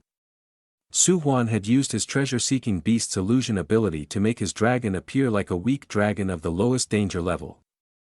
Unfortunately, this ability didn't last very long and was beginning to fade. Nevertheless, the technique was very helpful and had done its job, buying enough time. Su-Huan had previously made a smoke bomb from the remains of the Black Lantern, which he could conveniently use now. He took the smoke bomb in his hand, raised it high, and threw it as hard as he could onto the branch beneath him, causing a massive smoke explosion. His pursuer closed his eyes to protect himself from the smoke. Su-Huan used this opportunity to flee once again with his dragon. He commanded his dragon to give it there all this time because it was the last chance to successfully escape. He had no more tricks left to make another attempt at escaping if his pursuer caught up with them again. His pursuer was starting to enjoy the chase and realized that Su-Huan wouldn't give up so easily. However, he declared that he would do everything to catch Su-Huan today and kill him, no matter what happened. He urged his tiger to use Volt Tackle to catch up and defeat them. Su-Huan panicked when he noticed his pursuer was once again right behind him. He turned to his tiger and commanded it to attack Su-Huan first and then his dragon. The masked man's tiger lunged at Su-Huan again, its claws almost touching him. Suddenly, Su-Huan's ring started to glow and activated the fire defense ability without him doing anything. A red shield appeared around him, which surprised Su-Huan visibly. Thanks to this defense, Su-Huan's pursuer and his partner were thrown backward without the opportunity to defend themselves. Su-Huan cried tears of joy for being able to withstand the attack thanks to his master. He wondered why his master hadn't informed him about this ability of the ring. Although he wasn't killed by the attack, he almost died from fright. The masked man realized that the ability Su-Huan had just used had been sealed in his ring. He also knew that this was not something ordinary, and only the best tamers of the highest danger level could seal such an ability in a ring. He explained that such rings were very rare among tamers, and he himself would possess such a rare ring with such an ability. Then he asked Su-Huan who the hell he actually was. However, Su-Huan didn't answer the question and completely ignored his pursuer. Instead, he told his dragon not to stand around foolishly but to continue on its way to the base. His pursuer was astonished that Su-Huan still wanted to flee and hadn't given up running away from him. He said that he didn't care who Su-Huan actually was and that he shouldn't think about passing on what he had seen in the forest today to anyone else. The masked man raised his hand again and summoned another of his beasts, with his ring glowing golden, and a lion appeared. It was a white lion with a large, fluffy mane, red eyes, and sharp teeth. Even Su-Huan was surprised by how many beasts he still had at his disposal. His pursuer repeated himself and said that he didn't care who Su-Huan's master was and that he would definitely kill him today. Suddenly, Su-Huan's dragon stopped, and his pursuer asked if he had finally realized that he couldn't escape and had given up. Su-Huan asked his dragon if it recognized the beast that had just landed on its hand, causing it to stop. Even the masked man recognized the beast as Lin Zhen's reconnaissance and surveillance beast, which then jumped off and hurried to support Su-Huan. Brother Zhen immediately asked who dared to mess with his little brother Su-Huan. The masked poacher, now sitting on the back of his white lion, asked Lin Zhen if he also dared to stand in his way and wanted to stop him. Brimming with confidence, Brother Zhen declared that he would not only stop him but even kill him. He also insulted him as the scum of Sin Fire Town, which angered the poacher greatly. Su-Huan recognized the name, Sin Fire Town, and had heard of it before. The full name was, Sin Fire Gathering Area. This place was a vast meeting point for tamers with a profound and remarkable history. It had always been the direct hostile competitor of the Black Lantern Castle. Unlike the Black Lantern Castle, the leader of the Sin Fire Gathering Area had no connection to the Bear Forest but a deep connection to a wolf leader. Therefore, Su-Huan realized that it was no wonder their main beasts belonged to the wolf class. Su-Huan's pursuer said to Brother Zhen that he was becoming more and more arrogant, and he didn't believe that he could live up to this arrogance or turn his words into actions. Angered, he summoned two more beasts and ordered them to rush directly towards Lin Zhen and Su-Huan to attack them. He wanted to see how long they could hold on before they died and was curious about what lay behind this arrogant demeanor. His beasts ran at full speed towards Su-Huan and Brother Zhen. However, Brother Zhen just laughed and remained unimpressed by the attacking beasts. He kept his arrogant manner and told the pursuer that he would find out if there was anything behind it once he defeated and killed him. Meanwhile, Brother Zhen summoned his beasts, including his arbok, which easily defended against the attacking creatures, much to Lin Zhen's delight. Unfortunately, the heavily armored Lycanroc managed to break through the snake's defense and launched a direct attack on Lin Zhen. In complete panic, Su-Huan called his brother's name, only to realize that a flame fist took care of the problem, hurling the heavily armored Lycanroc away with a simple attack. The flame fist belonged to a large Meramon, which was also one of Lin Zhen's beasts. The heavily armored Lycanroc fell to the ground, and the poacher was shocked at how quickly his partner was defeated.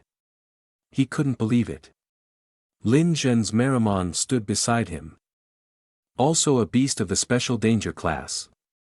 It had 5 attributes: the grit attribute, the martial arts attribute, the heat attribute, the magic attribute, and the charm attribute. Su-Huan was amazed when he realized that his elder brother Zhen had planned this from the beginning. He noticed that Brother Zhen had summoned Meramon at the same time as Arbok but kept it hidden thanks to its magical stealth ability, preparing an ambush. Su-Huan realized that these were probably the combat abilities of a tamed beast with 5 attributes. The heavily armored Lycanroc was still burning but prepared to counterattack, gathering a small amount of red energy before its mouth. The poacher, like Su-Huan, was astonished that Lin Zhen possessed such a rare beast as Meramon, and he recognized that this was why he had acted so arrogantly. He also had to acknowledge that Brother Zhen had hidden this beast very well, as the information-gathering agency of his Sin Fire town had collected no information about him taming such a rare creature.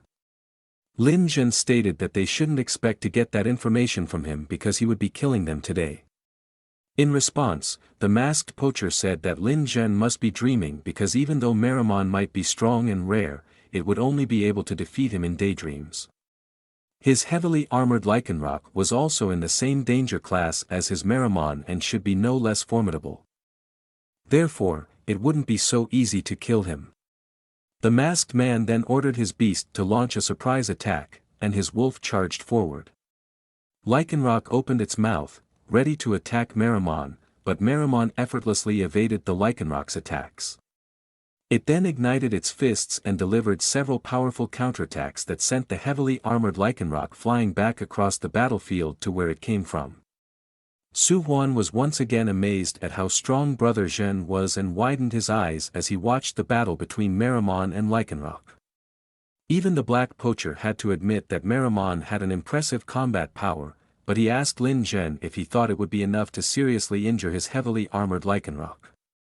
He then commanded his Lycanroc to use Iron Defense to further increase its defense. Lin Zhen ordered Meramon to increase its attack, and it used Power-Up Punch, igniting its fist even more intensely with a much hotter flame. Both beasts ran towards each other, preparing to attack each other with full force. They got closer and closer. On one side was Meramon, striking with the force in its flame fist, and on the other side was the heavily armored Lycanroc, using its sharp claws to attack. When the two collided, there was a massive explosion. As the dust settled, Meramon remained unscathed, surrounded by its flames, while the heavily armored Lycanroc was severely injured and cowered fearfully before its tamer. The black poacher had to admit that he didn't expect Meramon to be able to use 2 types of abilities, and that's why it managed to inflict damage on his Lycanroc. He clenched his fist, and his ring started glowing red. He immediately summoned another beast, which was also in the special danger class, resembling a wolf like Meramon. It looked like a red Sandslash. Lin Zhen still held the upper hand and asked him if he thought that this Sandslash could compete with his Meramon and whether he believed they could defeat them. The poacher told him that he no longer intended to defeat them but only had to prevent them from escaping since people would come to defeat both of them. He pulled out a small communication device and stated that he had Lin Zhen with him, asking if anyone was interested in killing him.